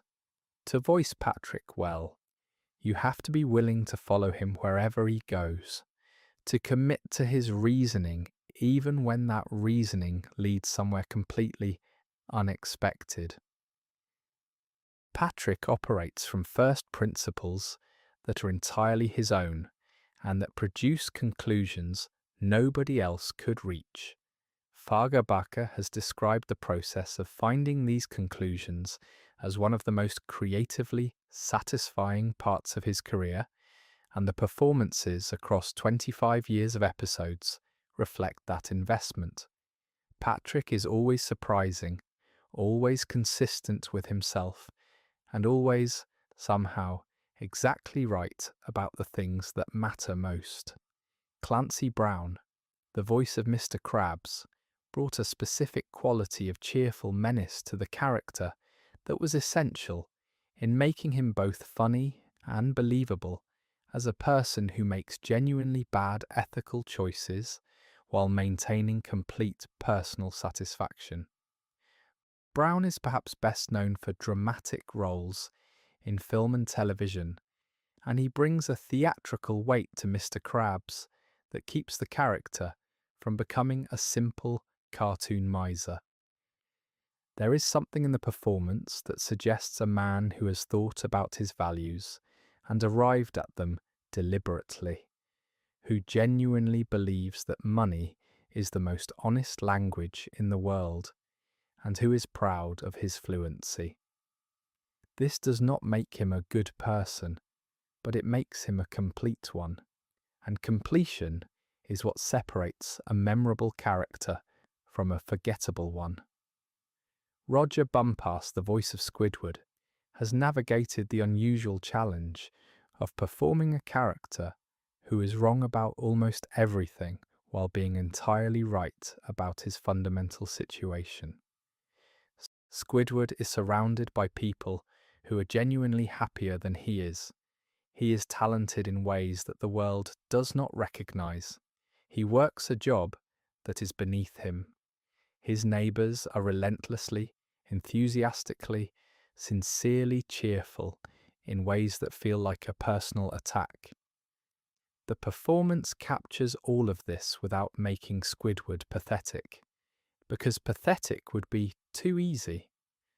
Bumpass plays him as someone maintaining dignity in conditions that make dignity difficult, and the quiet pride in the performance is what allows Squidward to function as a genuine character rather than simply a punching bag. He suffers, he endures, he practices his clarinet. He is, in his own way, heroic. The show's approach to continuity has evolved significantly over its run. The early seasons treated each episode as self-contained, with events rarely acknowledged in subsequent installments. Characters appeared and disappeared without explanation. Disasters were forgotten by the next episode. This approach gave the show a kind of eternal present tense, a world where every day was new and the past did not accumulate. As the show progressed and fan investment deepened, the writers began incorporating more deliberate callbacks and references to earlier episodes, building a richer sense of history. Locations that had appeared once began reappearing. Minor characters who had been one-episode creations began showing up in crowd scenes. The world became more populated with its own history, and viewers who had been watching from the beginning found more and more reasons to pay close attention. The episode Goons on the Moon from Season 12 is a science fiction adventure that sends Sandy and a group of science scouts, including SpongeBob, Pearl, and Squidina, on a mission to the moon. The episode is notable for introducing Squidina as a character in the main series before the Patrick Star Show existed, giving her a design and personality that would later be substantially revised for the spin-off. The Science Scout concept, which has been revisited in later seasons, established a recurring community around Sandy's scientific leadership that adds texture to her character beyond her individual adventures. Sandy, as someone who organizes and leads and inspires other young scientists, is a specific role that the show had not previously explored in depth, and the Science Scouts gave it a form that subsequent writers could return to. The Krabby Patty formula remains one of television's most durable MacGuffins. A MacGuffin, in storytelling terms, is an object whose specific nature is less important than its function as a motivating desire for the characters. The formula drives plots, creates conflicts, generates schemes. What it actually contains is secondary to the role it plays, as the thing that everyone wants and no one can fully have. In 25 years, the show has gestured toward the formula's contents in various ways, dropped hints, made jokes, had characters come tantalizingly close to possessing it. But the formula itself remains sealed, because the show understands instinctively that some mysteries are more useful open than solved. The formula is valuable because it has never been found. The day it is found, the central engine of a quarter-century of storytelling stops running. The show has explored the interior of Patrick's Rock on multiple occasions, and the results are consistently surprising.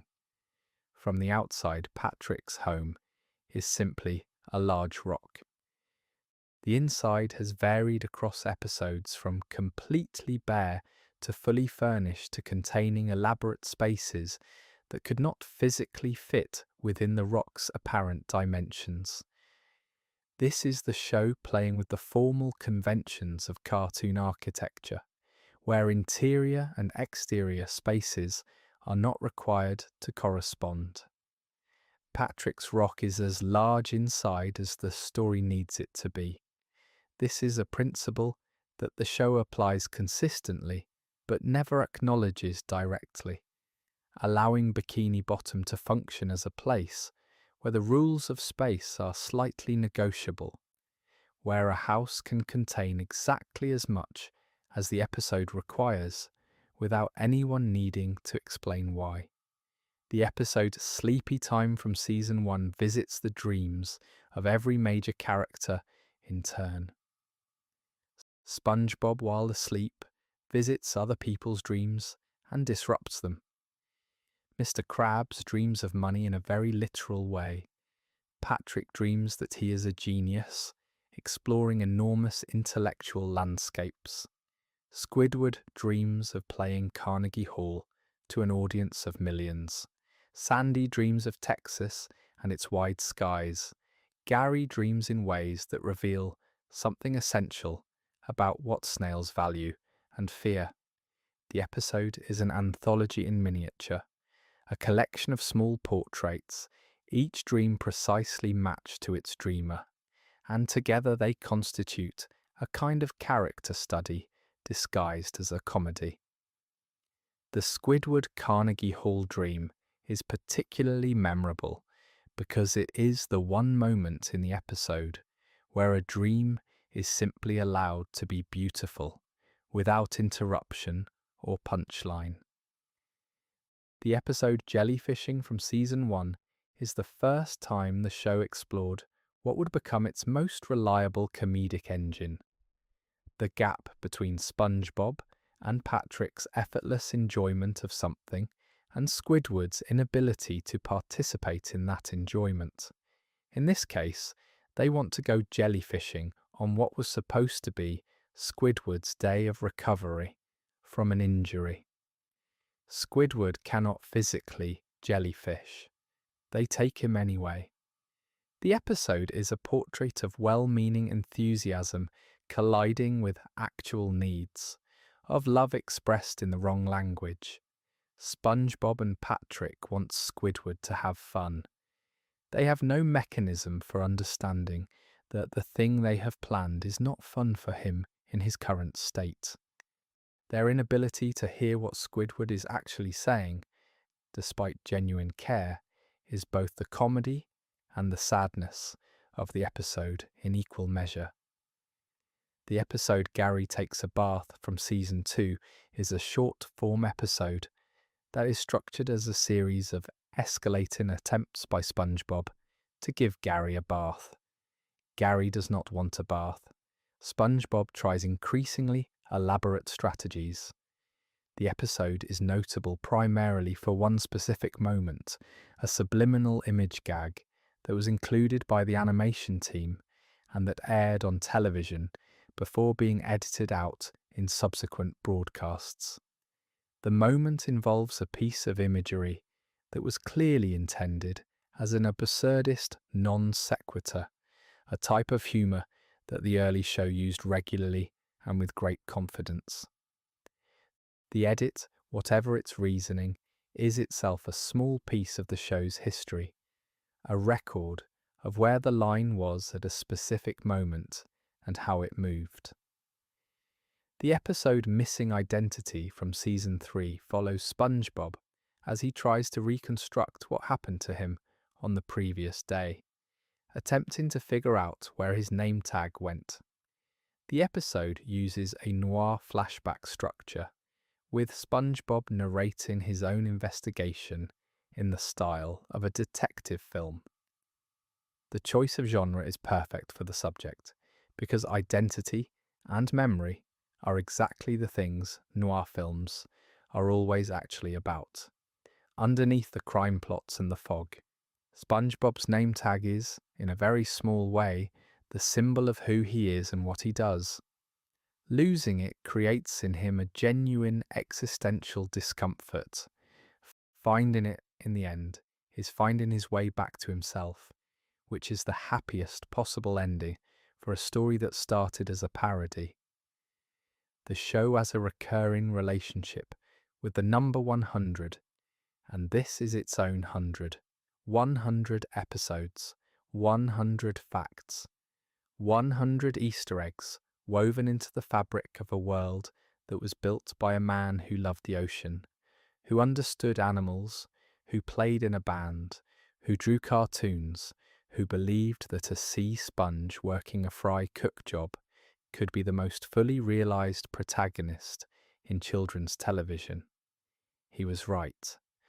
SpongeBob SquarePants is still there, at the bottom of the ocean, inside a pineapple, under a sky that is always the same shade of blue, laughing his strange and unstoppable laugh, going to work tomorrow, the way he always has, the way he always will. The Chum Bucket, Plankton's restaurant directly across the street from the Krusty Krab, has never had a successful day of business within the canon of the show. Customers occasionally wander in by accident, or are lured in through schemes, or arrive out of desperation. But the Chum Bucket as a legitimate food establishment serving willing customers is essentially a fiction Plankton maintains against all evidence. The food is consistently described as terrible.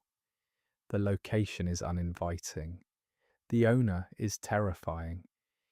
And yet Plankton continues to operate it, continues to open each morning, continues to believe that the day will come when the Krusty Krab is empty and the Chum Bucket is full. This optimism, misdirected and catastrophically sustained, is one of the show's quietest and most genuinely moving running jokes. Plankton is, at bottom, an entrepreneur who refuses to quit, and the show respects this even as it defeats him every single time. The episode Karate Choppers from Season 1 is the first full exploration of SpongeBob and Sandy's shared obsession with karate, and it establishes the dynamic that would define their friendship across many subsequent episodes. They practice in secret, attack each other in public, and are eventually caught by Mr. Krabs, who bans SpongeBob from karate on pain of losing his job. The episode is notable for establishing Sandy as SpongeBob's equal in at least one domain, a peer rather than simply a neighbour.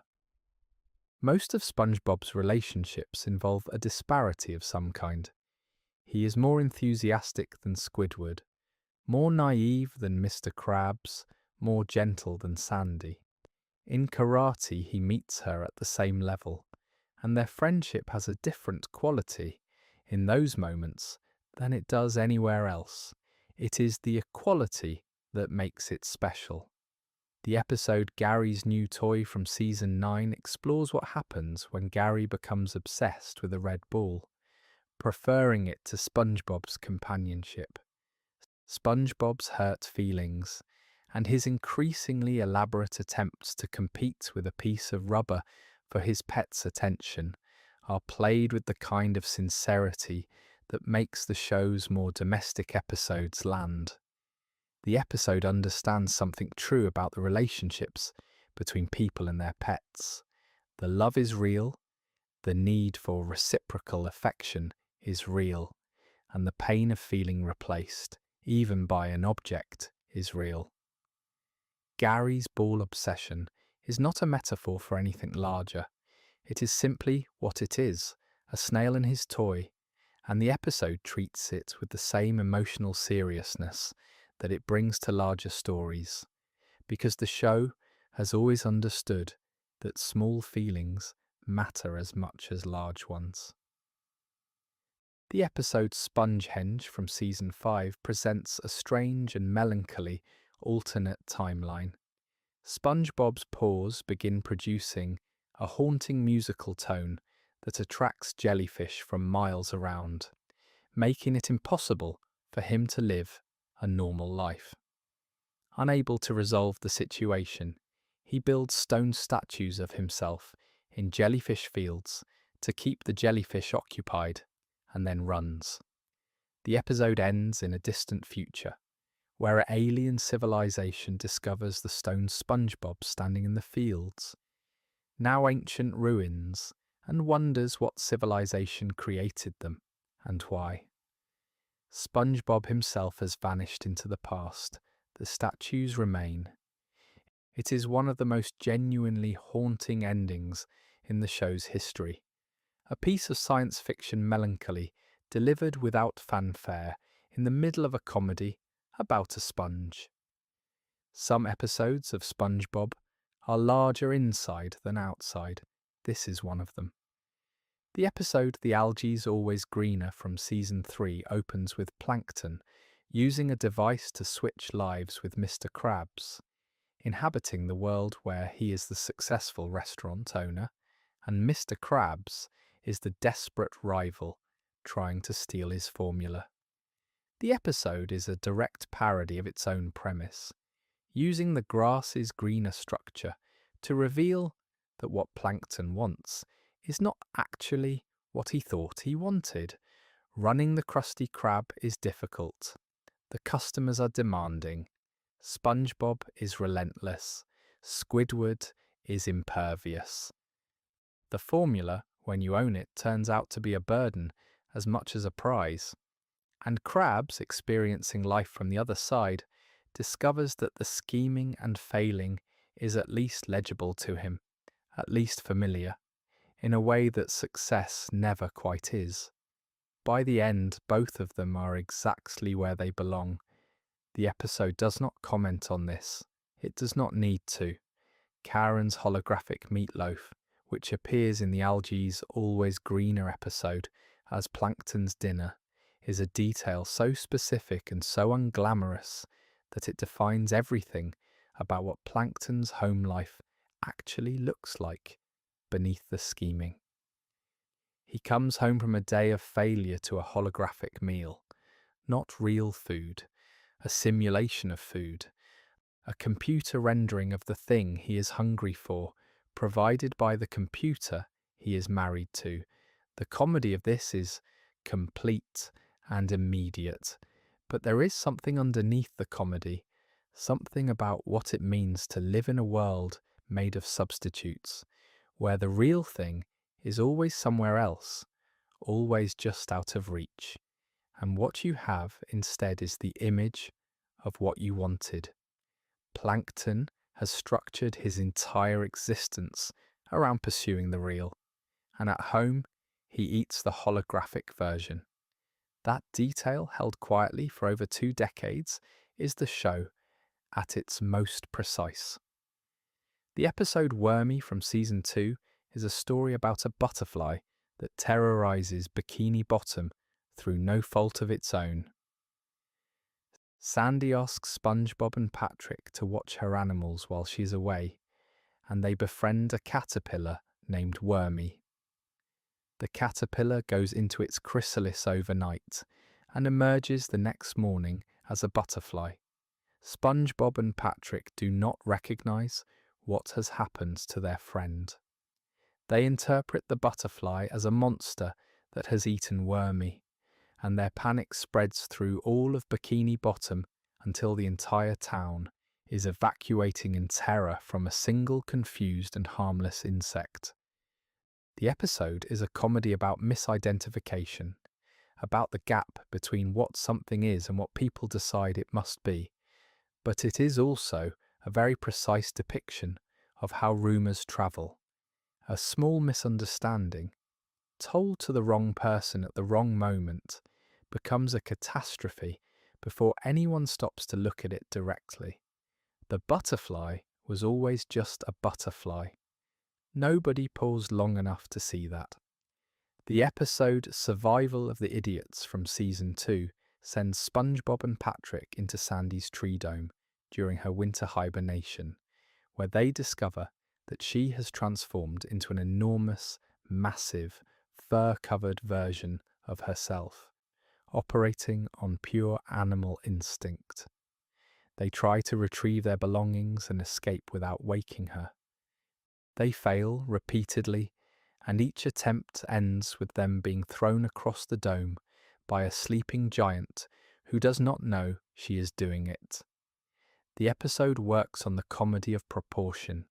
Sandy asleep is more dangerous than most things awake, and the gap between her resting power and their complete helplessness is the entire joke. It also has the quality of a dream, a pursuit through a winter landscape by something you cannot reason with, which makes it one of the more atmospherically unusual installments in the early seasons.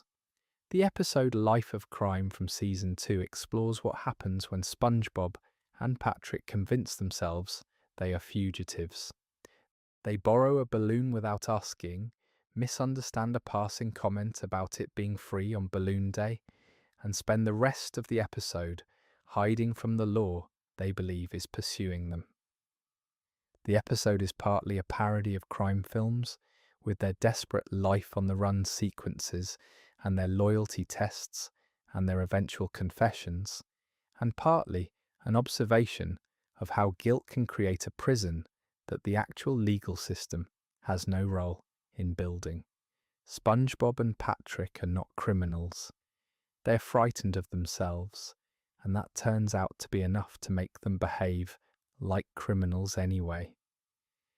The candy bar exchange is one of the episode's funniest sequences, a negotiation over a single piece of candy conducted with the intensity of a war treaty. The episode The Bully from Season 2 introduced Flats the Flounder, a character who arrives at Mrs. Puff's boating school and immediately announces his intention to kick SpongeBob's butt. The threat is specific, repeated, and completely serious from Flats's perspective. SpongeBob spends the episode trying to reason with him, then flee him, then accept his fate with dignified resignation. The joke, delivered in the final act, is that SpongeBob's absorbent sponge body is immune to the impact of being hit. So Flats spends his whole aggression on someone who experiences none of it. The episode is a comedy about the limits of bullying against someone who cannot be hurt, but it is also, in a quieter way, about the exhaustion of maintaining hatred against someone who simply will not respond to it the way you need them to. Flats collapses at the end. He ran out of cruelty before SpongeBob ran out of patience. The episode Muscle Bob Buff Pants from Season 1 is the show's first proper exploration of the gap between how SpongeBob sees himself and how the world sees him. He wants to be physically impressive. He trains, fails to develop any strength at all, and then purchases inflatable muscles that make him appear enormous. The episode is structured around the inflation metaphor in the most literal possible way. SpongeBob gets bigger and bigger through artificial means, enters a competition he should not have entered, and then the fake version of him collapses publicly and completely. Sandy watches the whole thing with the patience of someone who already knows what happens when you build yourself on things that are not real. She is the episode's quiet moral centre, and she delivers it without a speech, simply by being the person who is genuinely strong in contrast to the person who is pretending to be. The episode Sandy's Rocket from Season 1 establishes that SpongeBob and Patrick's tendency to misidentify things is not a new development. In this early installment, Sandy builds a rocket to travel to the moon, and SpongeBob and Patrick accidentally launch it and end up on what they believe is the moon, capturing what they believe are moon aliens for Sandy's scientific study. The moon aliens are the residents of Bikini Bottom, whom SpongeBob and Patrick have captured without realizing they are still in Bikini Bottom the whole time. The episode is a compact version of a premise the show would return to repeatedly. Familiar things made strange by a perspective that cannot quite calibrate correctly. Home mistaken for somewhere else. The ordinary misread as extraordinary. SpongeBob's perceptual failures are not a character flaw. They are the engine that produces most of the show's best comedy. The episode New Student Starfish from Season 3 puts Patrick in Mrs. Puff's boating school class and creates one of the show's most precise portraits of how two people can bring out very different versions of each other. Patrick, away from SpongeBob and in an unfamiliar environment, behaves unexpectedly. SpongeBob, in the presence of Patrick, regresses from being a reasonable student to being the kind of student who draws things on the walls and laughs at them. The episode demonstrates something the show understood from early on. The relationship between SpongeBob and Patrick is not simply companionship. It is a mutual permission structure. Each of them authorizes the other to be more ridiculous than they would be alone. The classroom strips Patrick of the structure that usually keeps this in check, and the results are predictably chaotic and predictably funny. The episode Shanghaied from Season 2 is the Flying Dutchman episode that commits most fully to the premise of genuine peril. SpongeBob, Patrick and Squidward are kidnapped by the Dutchman and pressed into service on his ghost ship. The episode has an unusual format.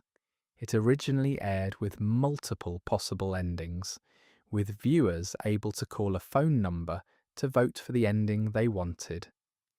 The three possible endings each gave a different character the decisive role. The ending that won, and that appears in most broadcast versions, involves SpongeBob using a wish in a way that is technically clever and practically disastrous. The Dutchman, for all his bluster, ends the episode in a compromised position, which is where the show tends to leave its most theatrical antagonists. They are always bigger and louder than the outcome they produce. The episode Doing Time from Season 3 places Mrs. Puff in prison after one of SpongeBob's driving disasters and follows her as she tries to escape, while SpongeBob attempts a jailbreak from outside. The episode inverts the usual power dynamic between them. Here, Mrs. Puff has ended up in a bad situation entirely because of SpongeBob, and SpongeBob's attempts to help make it worse. The comedy is tight and structural, built on the gap between intention and impact that defines every SpongeBob and Mrs. Puff interaction. But there is also genuine warmth buried in the episode, because SpongeBob's attempts to free her, however counterproductive, are sincere. He did not intend for this. He would undo it if he could. He cannot undo it.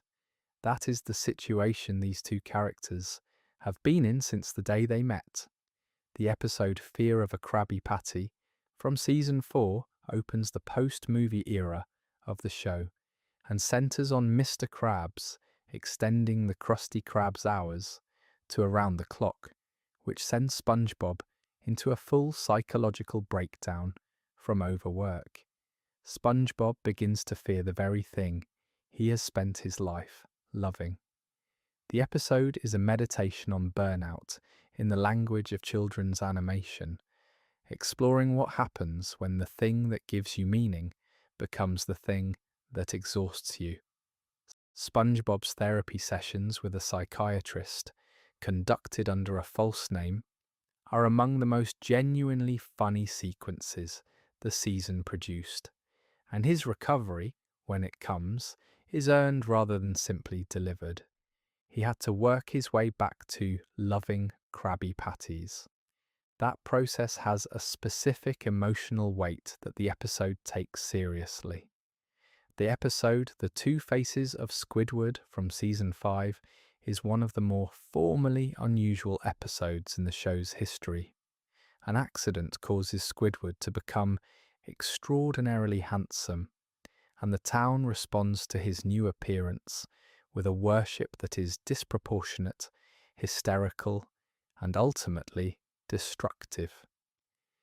The episode is a satire of celebrity culture and the way societies project meaning onto physical appearance, but it is also a quiet sadness about Squidward specifically, because the thing he has always wanted, to be seen and celebrated, arrives in a form he cannot use. He wanted people to love him for his art, for his music, for his talent. Instead, they love him for a face that was produced by an accident. The worship is real, and it means nothing to him because it is not for anything he did, or made, or chose. The episode understands the difference between fame and recognition, and it knows which one Squidward actually needs. The episode Krabby Land from Season 4 follows Mr. Krabs as he constructs a children's play area behind the Krusty Krab to extract money from families. The construction is minimal, the attractions are dangerous, and Mr. Krabs has promised the children that Krabby the Clown will appear at the end of the day. SpongeBob is appointed to entertain the children in Krabby the Clown's place, and he does so with complete sincerity and total self-sacrifice, injuring himself repeatedly to keep them laughing. The episode is about what capitalism asks of the people who work within it: genuine effort and genuine pain deployed in service of someone else's profit, sustained by a love for the work that the employer neither shares nor rewards. SpongeBob loves the children's laughter. Mr. Krabs loves the money the children's family spend. The episode holds both truths at the same time without resolving the tension between them. The episode Born Again, Krabs from Season 3 is the most direct examination the show has produced of what Mr. Krabs would look like if he genuinely changed. After a near-death experience in the Flying Dutchman's ship, Mr. Krabs returns to the Krusty Krab and begins giving things away: free food, generous wages, kindness. The episode allows the viewer to see what the Krusty Krab feels like when it is run by someone who is not primarily motivated by greed. And then the Dutchman returns and offers Krabs a deal, and Krabs takes it, trading SpongeBob's soul for a small amount of money. The episode tests the transformation and finds it shallow. Krabs did not change because he understood something new. He changed because he was frightened. When the fear passed, so did the generosity. The episode does not judge him for this. It simply shows it clearly and completely, and lets the viewer decide what to make of a person who is only good under duress. The episode Clams from Season 3 is one of the show's most sustained parodies of an external source, specifically the 1975 film Jaws. The episode was originally titled Sponge Jaws during production, a title still visible on early model sheets and production documents. It changes to Clams for broadcast, likely to avoid any legal complications. But the reference is not reduced by the title change. Everything in the episode is drawn from Jaws, the obsessed captain, the ocean pursuit, the boat named the SS Cheapskate as a reference to the SS Orca, the musical cues clearly inspired by John Williams' score, even the structure of 3 people on a small vessel being picked off one by something enormous and patient in the water. Mr. Krabs becomes Quint, the one who cannot let go of what the creature took from him, the one whose obsession outweighs his survival instinct. The episode also carries echoes of Moby Dick. One of its early working titles was Moby Dollar, and the moment when Krabs offers a sandwich as a reward for the clam's capture is a direct echo of the gold coin Ahab nails to the mast of the Pequod. The show has always been comfortable drawing from multiple sources simultaneously, finding the place where 2 different references illuminate each other.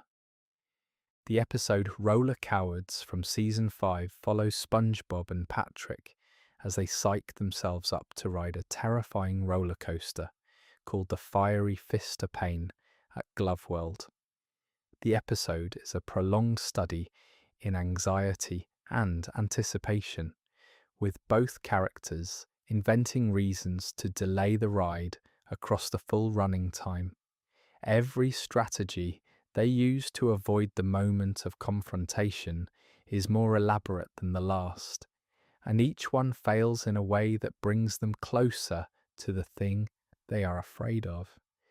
The episode is about the gap between the fear of something and the thing itself, and it is clear-eyed about the fact that the anticipation is almost always worse. The ride, when they finally experience it, ends in a manner consistent with the episode's logic, but unexpected in its form. The best jokes in SpongeBob are the ones you cannot quite see coming, even when the setup is completely transparent. The episode Wishing You Well from Season 4 grants the Krusty Krab a wishing well that Mr. Krabs installs to extract coins from customers. The well is not supposed to actually work. SpongeBob, assigned to manage it, falls inside and discovers that it does work, that wishes made at the bottom come true, and that people from all over Bikini Bottom have been making wishes in quiet, specific, deeply personal ways. The sequence of wishes SpongeBob witnesses underground is one of the gentler passages in the show's middle seasons, a brief and unexpected inventory of what the people of Bikini Bottom want when they think nobody is listening. Patrick wishes to be a fry cook. Squidward wishes for fame. Sandy wishes for something private that she whispers into the well. The episode is most interested in what wishes reveal about the wishers, and the answer it arrives at is both funny and quietly moving. The episode The Great Snail Race from Season 3 features a community snail race that SpongeBob enters Gary in, competing against Squidward's purebred racing snail, Snelly and Patrick's Rock, which he insists is also a snail. SpongeBob becomes obsessed with Gary's performance and trains him to the point of exhaustion, ignoring signs that Gary is not enjoying this and is being pushed past his limits. The episode's emotional centre is a moment where Gary breaks down entirely at the starting line, unable to continue, and SpongeBob must confront what his ambition has cost his pet. It is one of the show's cleaner examinations of the relationship between love and projection, between caring about someone and caring about how they perform. SpongeBob wanted a winner. What he had was Gary. The episode is gentle in how it makes this clear, and Gary forgives him quickly, which is the most Gary thing he could do. The episode SpongeBob Meets the Strangler from Season 4 offers an extended meditation on the comedy of misplaced trust. A notorious criminal known as the Tattletale Strangler, who has a history of strangling people who tattle on him, is identified and reported to the police by SpongeBob, who then becomes the Strangler's primary target. The Strangler disguises himself as SpongeBob's new bodyguard, planning to be close enough to exact revenge. But SpongeBob mistakes the arrangement for a genuine and warm friendship, and subjects the Strangler to the full experience of being SpongeBob's close companion. The Strangler cannot commit his crime because he is constantly surrounded by SpongeBob's goodwill, his social obligations, his cheerful demands on the Strangler's time. Being SpongeBob's friend turns out to be a more effective prison than any the actual police could build. The episode understands that the right person's genuine affection, offered without reservation or awareness of its effect, is the most inescapable thing in the world. The episode Squid's Visit from Season 6 is the most formally committed episode the show produced in its 6th season. Squidward refuses to visit SpongeBob's house because he finds it uncomfortable and ugly. SpongeBob, wanting Squidward's company, redecorates his entire house to look exactly like Squidward's, down to every portrait and piece of furniture. Squidward discovers this, is unsettled by it, and then becomes genuinely attached to the replica of his own home. The episode is structured around the question of what it means to feel at home in a place, and whether the feeling belongs to the location or the person. Squidward feels at home in SpongeBob's house, which is his house. SpongeBob is in his house, which is Squidward's house. The geometry of belonging is scrambled completely, and the episode's ending, in which Squidward's original house burns down, leaves him with nothing to return to. The last image of the episode is Squidward sleeping, curled up inside the replica next to SpongeBob. He is in the right place and the wrong place simultaneously. That is a portrait of Squidward's life in miniature. The episode Chum Fricassee from Season 9 is an entry in the show's recurring sub-genre of Squidward, finding a skill, being celebrated for it briefly, and then watching the celebration curdle. In this installment, Squidward discovers that he is an exceptional cook, specifically of his grandmother's recipe for chum fricassee, and opens a restaurant that immediately surpasses the Krusty Krab in popularity. The episode allows Squidward genuine competence and genuine success for longer than most episodes do before dismantling it, and the dismantling, when it comes, is total. The dish causes customers to become ill. The restaurant closes. Squidward ends up where he always does. But the episode is notable for taking Squidward's talent seriously for long enough that the collapse actually stings, which is a more interesting version of the recurring joke than simply denying him the competence from the start. The episode Pineapple Invasion from Season 9 sends Plankton inside SpongeBob's pineapple to search for a copy of the Krabby Patty formula that he believes SpongeBob keeps there. The episode is a heist film in miniature, with Plankton moving through SpongeBob's house, as through an obstacle course, investigating each room for the formula. What he finds instead is everything that constitutes SpongeBob's actual life: his belongings, his collections, his routines, the evidence of who he is when he is not working. The search is fruitless in the expected way, but the episode is more interested in plankton moving through someone else's intimate space than in the formula itself. Gary guards the house with quiet ferocity. The detail that Gary is the one who ultimately foils the plan is consistent with everything the show has established about him. He understands more than he says, and he is more capable than most people assume.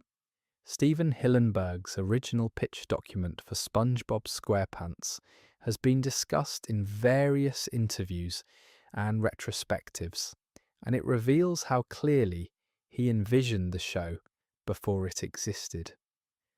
The pitch outlined the core cast, the setting, the visual language, and the tone with remarkable specificity.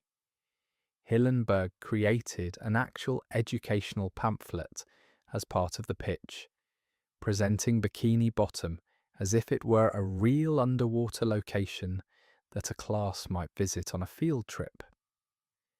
This framing device, which combined genuine marine biology with cartoon comedy, captured something essential about what the show was going to be. A place where the ocean could be both accurate and impossible, where real creatures could do impossible things and still feel grounded. The pitch sold the show to Nickelodeon on the strength of this vision, and the show spent the next 25 years delivering on it. Before SpongeBob SquarePants, Hillenburg created an animated educational comic called The Intertidal Zone in the late 1980s, during his time working at the Ocean Institute in California. The comic featured sea creature characters living in a tidal zone environment and was designed to teach visitors about marine biology. Several of the character archetypes from the intertidal zone prefigure what would later become the SpongeBob cast: a sponge character, a starfish, a crab with an economic motivation, a squid with artistic pretensions. The seeds of Bikini Bottom were planted in that educational comic, and the transformation from teaching aid to global television phenomenon is one of the more unusual creative trajectories in animation history. The show was always going to exist. It just needed time and Nickelodeon and a pair of buck teeth to find its final form. The episode Once Bitten from Season 4 introduces the concept of a zombie outbreak in Bikini Bottom, triggered by Gary biting people, which the town interprets as the spread of a disease called mad snail disease. The episode is a parody of zombie films and disaster movies, following the escalating panic of a community that has convinced itself it is under biological threat. The actual situation, which is that Gary bit someone because he needed a pedicure and was simply grumpy, is so mundane compared to the hysteria it produces that the comedy is almost painful. The episode understands how quickly the gap between a small real problem and an enormous imagined catastrophe can close when people are frightened, and information is imperfect. Gary did not cause a zombie outbreak. Gary had an unclipped nail. The difference between those two things is everything, and the episode takes its time demonstrating how completely a community can lose sight of it. The episode SpongeBob's Last Stand from Season 7 centres on a protest. SpongeBob stages against the construction of a highway through Jellyfish Fields. The episode is an environmental story, one of the few times the show addressed something that could be read as a political issue, and it handles the premise through the lens of the show's established comedy rather than through earnestness. SpongeBob's protest is sincere and total, and its effects on the surrounding community are negligible until they are suddenly not. The episode's resolution involves a jellyfish swarm of sufficient size that the highway plans become impractical. The jellyfish solve the problem that human institutions would not, which is a kind of argument about where real power lives. Not in petitions or speeches, but in the accumulated force of the natural world reasserting itself in sufficient numbers. The episode To Love a Patty from Season 5 follows SpongeBob as he falls romantically in love with a Krabby Patty. The episode is a full commitment to an absurd premise, playing the emotional arc completely straight. SpongeBob builds a relationship with a patty across several days, naming it, taking it on dates, defending it from those who suggest it is just food. The episode's visual language treats the patty as a character, shooting it from angles that give it presence and weight. As the days pass and the patty ages, the episode becomes increasingly uncomfortable, because the show is depicting something real. The experience of holding on to something past its natural duration, because letting go is too painful to contemplate. The Krabby Patty is not a love interest, it is a piece of food in the late stages of spoilage. SpongeBob's inability to see this is the episode's comedy. His grief when he finally understands is its heart. The episode Gullible Pants from Season 7 explores what happens when Mr. Krabs accidentally convinces SpongeBob that he is the manager of the Krusty Krab. SpongeBob, in possession of what he believes is genuine authority, redesigns the restaurant's entire operation based on his own preferences. The Krabby Patties are made with interpretive freedom. The customer experience is reimagined according to SpongeBob's aesthetic philosophy. The Krusty Krab briefly becomes a place organized around joy rather than profit, and the results, while chaotic, are not entirely without merit. The episode is a gentle argument that SpongeBob's instincts, given room to operate without constraint, produce something worth seeing. Mr. Krabs disagrees, violently and immediately, upon his return. The brief experiment ends. The restaurant returns to normal. The question of what it could have been lingers quietly in the background, as it always does. The episode The Thing from Season 4 gives Squidward an unusual and somewhat tragic role. He becomes covered in cement and is unable to be identified by anyone in Bikini Bottom, who all interpret the cement-covered shape as a new species of animal. SpongeBob and Patrick, rather than helping him, adopt him as a pet.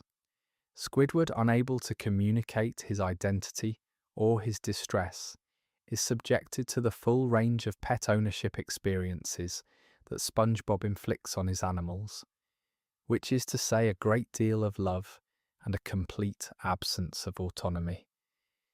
The episode is a body horror comedy in the tradition of classic Kafka, a man trapped in a form that others use to deny him his personhood. Squidward's suffering is complete. The comedy of his situation is total.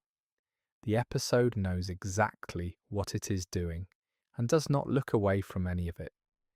The episode Best Frenemies from Season 4 introduces a new threat in the form of the kelp shake, a beverage that Plankton and Mr. Krabs each begin selling to compete against the other, temporarily uniting as business rivals before the shared enemy is revealed. The kelp shake causes everyone who drinks it to grow kelp from their bodies, a fact that the episode eventually reveals through a slow escalation of increasingly disturbing customer transformations. The episode is a food safety parody with the show's trademark commitment to its own absurdist logic, and it is also one of the clearer examples of what happens when Mr. Krabs and Plankton are placed on the same side of a conflict rather than opposite sides. Their collaboration is worse for the world than their antagonism. Individually, they cancel each other out. Together, they produce kelp-covered fish. The episode Band in Bikini Bottom from Season 5 features a pair of characters, a religious group called the United Organization of Fish, who campaign to have Krabby Patties banned because they are too fun. The episode uses this premise to examine what actually happens when you remove a beloved thing from a community. It goes underground. The Krusty Krab becomes a speakeasy. SpongeBob cooks patties in secret. The demand, if anything, increases. The episode is a parody of prohibition, but it is also a gentle argument about the nature of joy, that it cannot be legislated away, that making something forbidden tends to make it more desired rather than less. The patty survives, the ban does not. The things people truly love have a way of enduring the attempts to remove them, which is a statement the show could also make about itself. The episode, the camping episode from Season 3, beyond its famous song, contains one of the show's most sustained pieces of scientific absurdism. The anti-sea rhinoceros safety rules that SpongeBob and Patrick follow to avoid being attacked are exhaustively specific and completely arbitrary, derived from a pamphlet of uncertain origin. No eating cubed cheese, only sliced. No playing clarinet in a wailing fashion. No wearing a sombrero in a jaunty manner.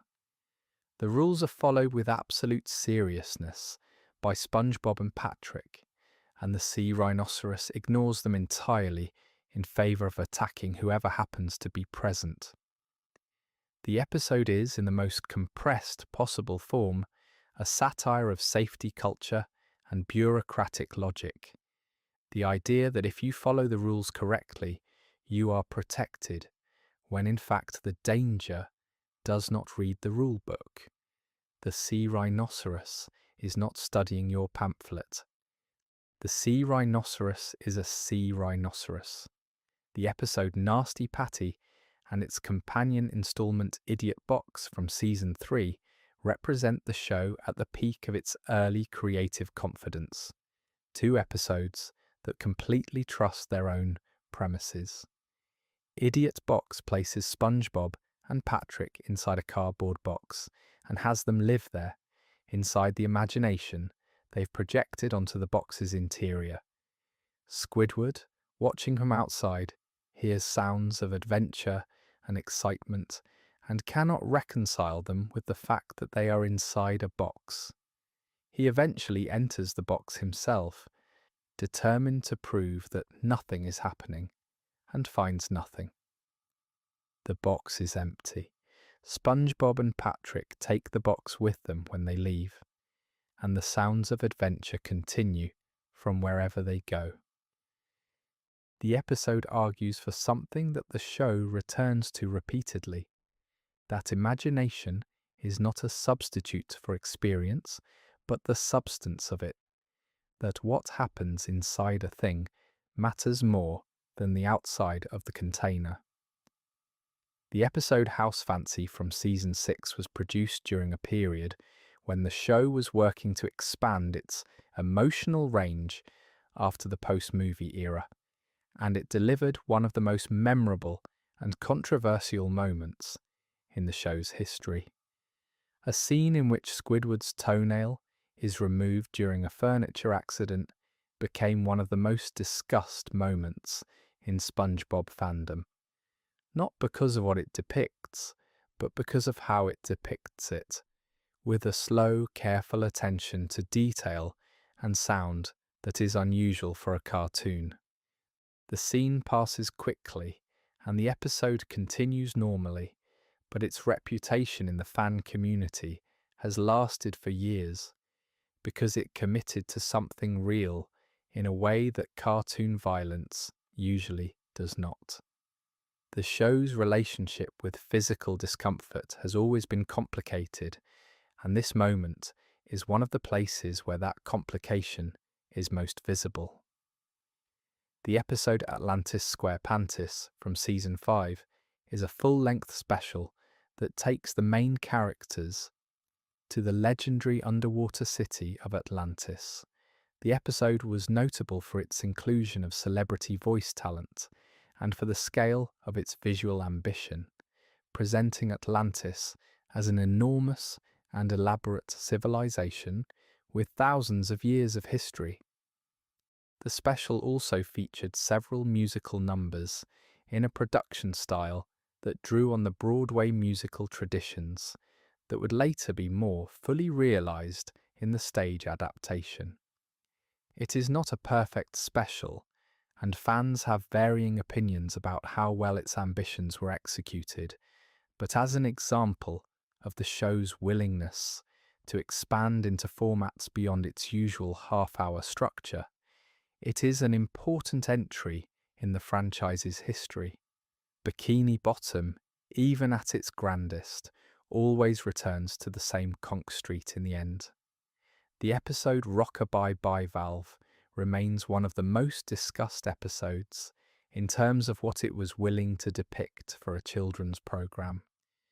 The division of labour between SpongeBob, who stays home and manages the scallop, and Patrick, who goes to work and then stops coming home on time, eventually stops coming home at all, mirrors the dynamics of parental burnout and partnership failure with unusual fidelity.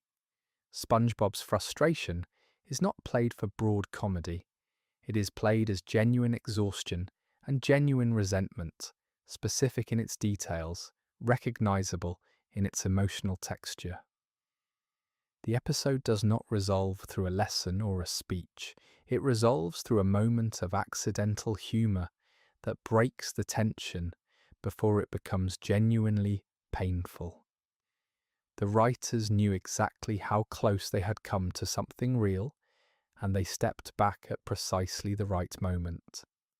The episode Procrastination from Season 2 predates the show's more philosophical installments, but shares with them a willingness to enter the interior of SpongeBob's experience and render it visually. The dream sequence that occupies the episode's third act, as SpongeBob's deadline anxiety produces increasingly surreal visions, is one of the early show's most formally ambitious passages.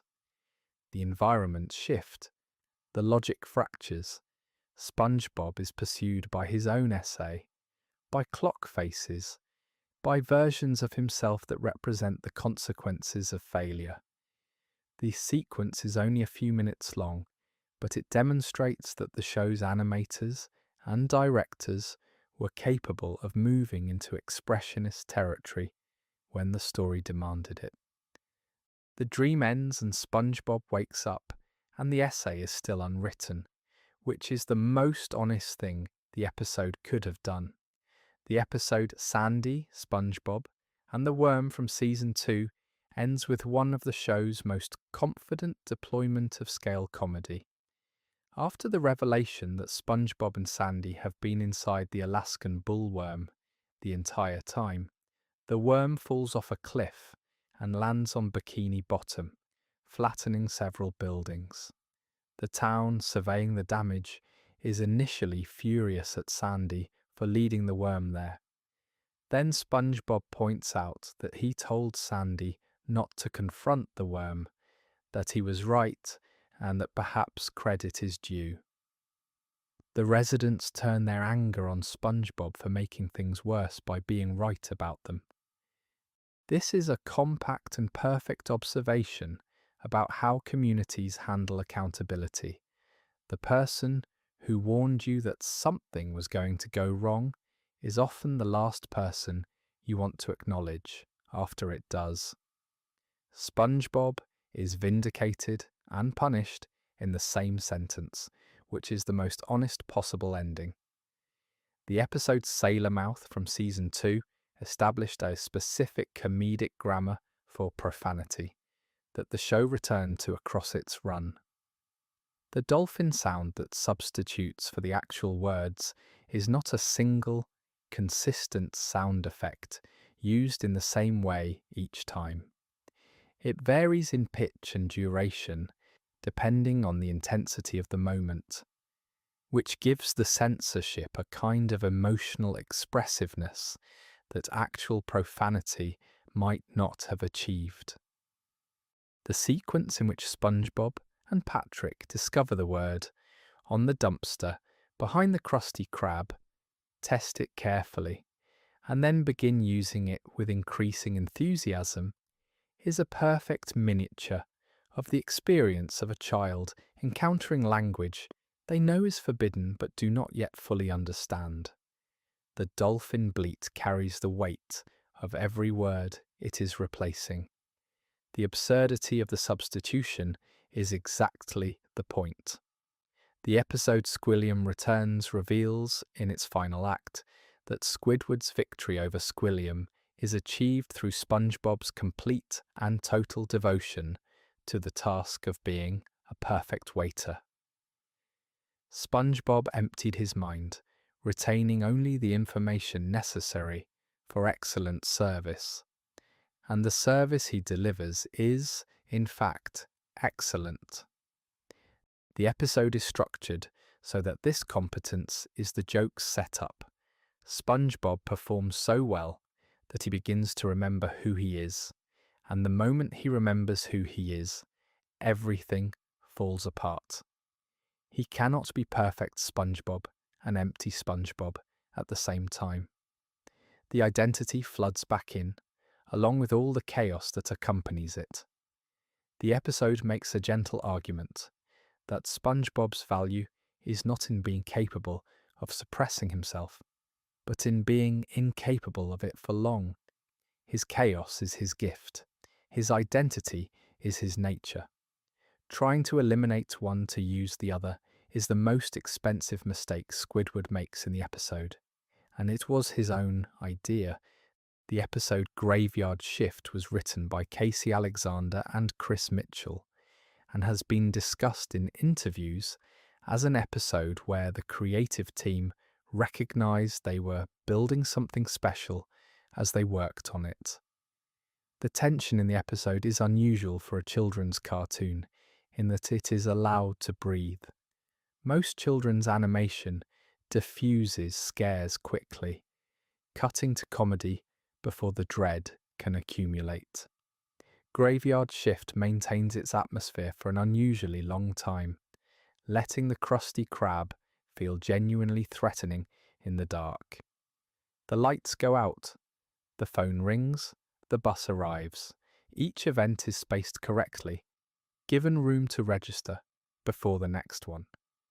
The episode trusts its audience enough to be actually frightening, and the payoff of the revealed explanation, followed immediately by the unrevealed Nosferatu, is a masterpiece of structure that earns both laughs in sequence without cancelling either one out.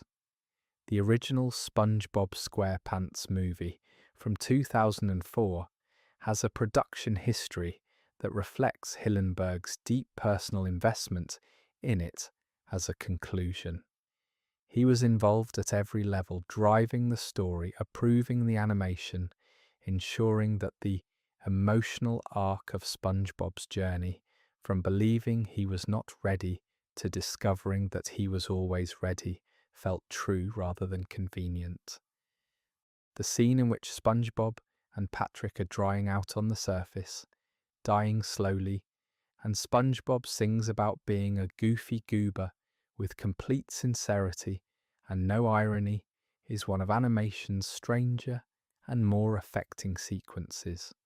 The transformation that follows, in which SpongeBob becomes a rock guitarist to defeat King Neptune, is absurd in exactly the way that feels inevitable when you've been following the story correctly.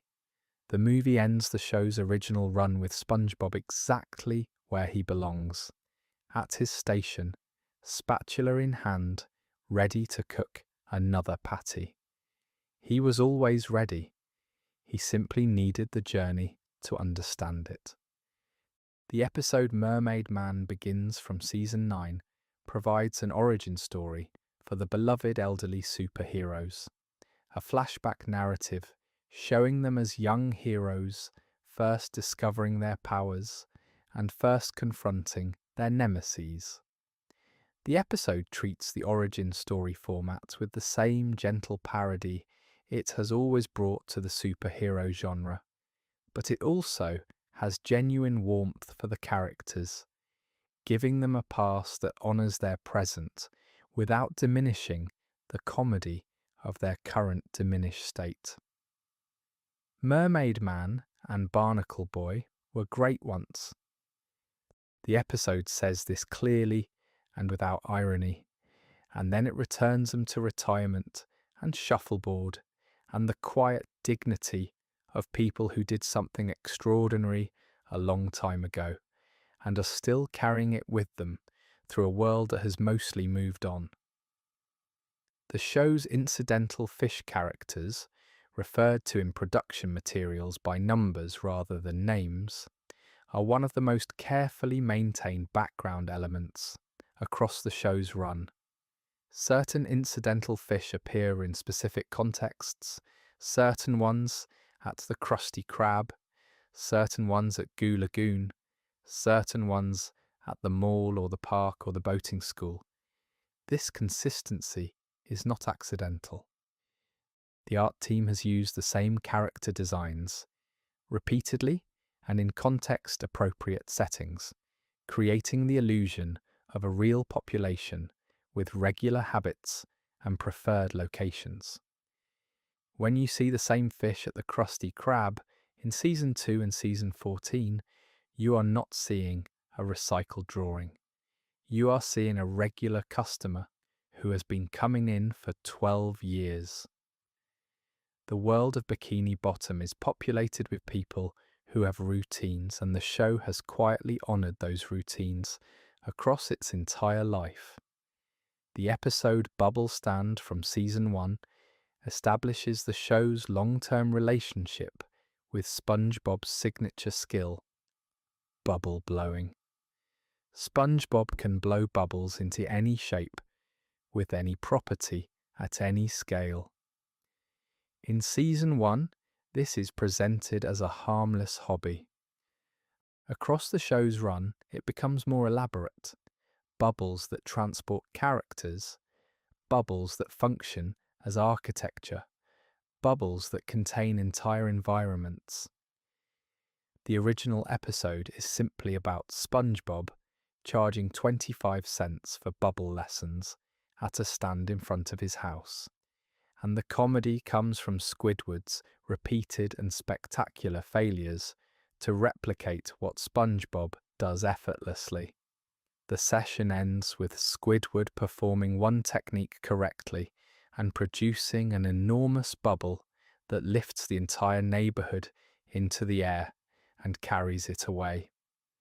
The show did not set out to establish a mythology around bubble blowing.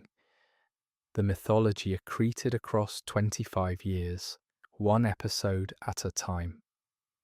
The episode Funny Pants from Season 4 is a meditation on what happens when SpongeBob is deprived of his laugh, and by extension, what happens to the world around him when that laugh disappears. After an accident, SpongeBob is told he can only laugh a limited number of times before his laugh box gives out entirely.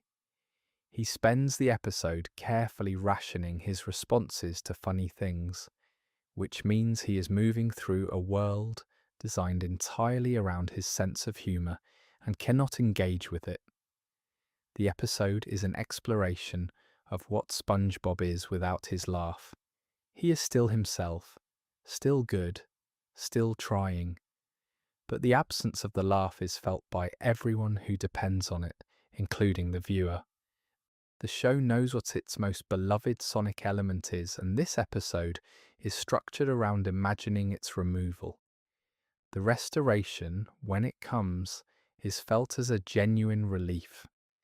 The episode Snowball Effect, the camping episode, and Club SpongeBob form an informal trilogy within Season 3 of Premises that explore what happens when small social situations escalate beyond all reasonable proportion. In Snowball Effect, a snowball fight becomes a war. In the camping episode, a backyard campout becomes a confrontation with supernatural fauna. In Club SpongeBob, a treehouse becomes a sacred institution governed by a toy oracle. Each episode takes a premise familiar from childhood and amplifies it through cartoon logic until it reveals something true about human behavior at scale. The show's best episodes are often the ones that start small and end enormous, because the distance between the start and the end is where the comedy lives. And Season 3 had a particular gift for calculating that distance correctly. The episode Gary in Love from Season 7 follows Gary as he falls in love with another snail, Mary, who belongs to a different owner. The episode is a romance structured around the obstacles of different living situations and a jealous rival, told entirely through snail behaviour, with no dialogue of the recognisable kind. Gary communicates through meows and physical movement, and the show trusts its own visual storytelling enough to carry a genuine emotional arc without translation. Gary's love for Mary is conveyed through the specific way he moves toward her, the specific way he moves away from things that threaten the possibility of her.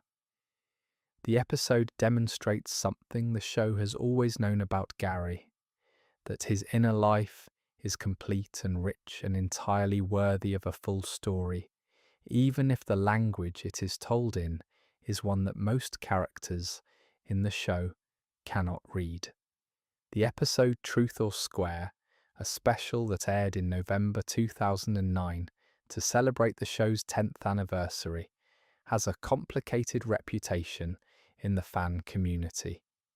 The special was promoted with the promise that it would reveal the Krabby Patty formula, which it did not do. It was also promoted with the promise that SpongeBob and Sandy would get married, which was presented as a dream sequence rather than a real event. The framing device involving Patchy the pirate produced the kind of enthusiastic chaos that Patchy segments always deliver. The episode itself is a nostalgic retrospective in the form of a clip show, with new material connecting the older sequences. It is an anniversary episode in the truest sense, a piece that exists to celebrate duration rather than to advance story. What the show was after a decade was remarkable, and Truth or Square, in its imperfect and crowded and sincere way, acknowledged that. The episode Squid on Strike from Season 2 features Squidward leading a labour strike against the Krusty Krab after he and SpongeBob are fined for taking breaks. The episode is one of the show's more direct engagements with economic themes, following the standard arc of a labour action: grievance, organisation, picket line, negotiation, and capitulation. Squidward is the committed organiser who understands the principles. SpongeBob is the inexperienced participant who undermines the cause with genuine enthusiasm at exactly the wrong moment. Mr. Krabs is the employer who waits for the movement to exhaust itself. The episode ends with SpongeBob accidentally destroying the Krusty Krab and the two workers agreeing to work for free forever to pay off the debt. It is a bleak conclusion rendered in cartoon terms, but the bleakness is specific and legible. The show understood what it was describing. The episode Krusty Towers from Season 4 is a formal parody of Fawlty Towers, the British comedy about a catastrophically inept hotel owner, transposed onto the Krusty Krab after Mr. Krabs converts it into a luxury hotel. The episode is structured around the same premise as the original show, that a guest's outrageous request must be fulfilled no matter the cost. Each room service demand escalates the physical damage to the hotel and its staff, with Squidward serving as the put-upon employee caught between impossible requests and an employer who insists that everything must be accommodated. The episode is one of the show's most disciplined parodies, tracking the logic of its source material closely while adapting it completely to the Bikini Bottom setting. The final act, in which Squidward checks in as a guest and subjects Mr. Krabs to everything he was just subjected to, is payoff in the purest possible form.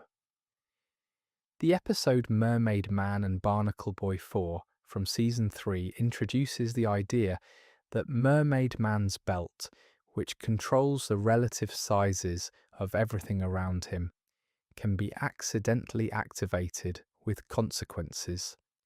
The episode's central joke is that SpongeBob, trying to help, shrinks everyone in Bikini Bottom and then has to navigate the moral complexities of a world populated by tiny people who are furious at him. The episode is a superhero parody in the tradition of the Mermaid Man and Barnacle Boy episodes, but it is also a commentary on power. The things that seem most useful are often the most dangerous in the wrong hands, and the problem is that well-intentioned hands can still be the wrong ones. SpongeBob never intended to create the situation. His intentions are never in question. The question is always about the gap between intention and impact, and the Mermaid Man belt episodes are some of the clearest examples the show produced of how completely that gap can open. The episode Patrick Man from Season 9 is one of the show's more sustained portraits of Patrick operating with purpose. Patrick decides to become a superhero called Patrick Man and patrols Bikini Bottom looking for crimes to prevent. He is comprehensively bad at this. He prevents things that are not crimes and ignores things that are. He accuses innocent people and assists actual criminals by accident. The episode is a comedy about the gap between conviction and competence, but it is also a gentle portrait of someone trying.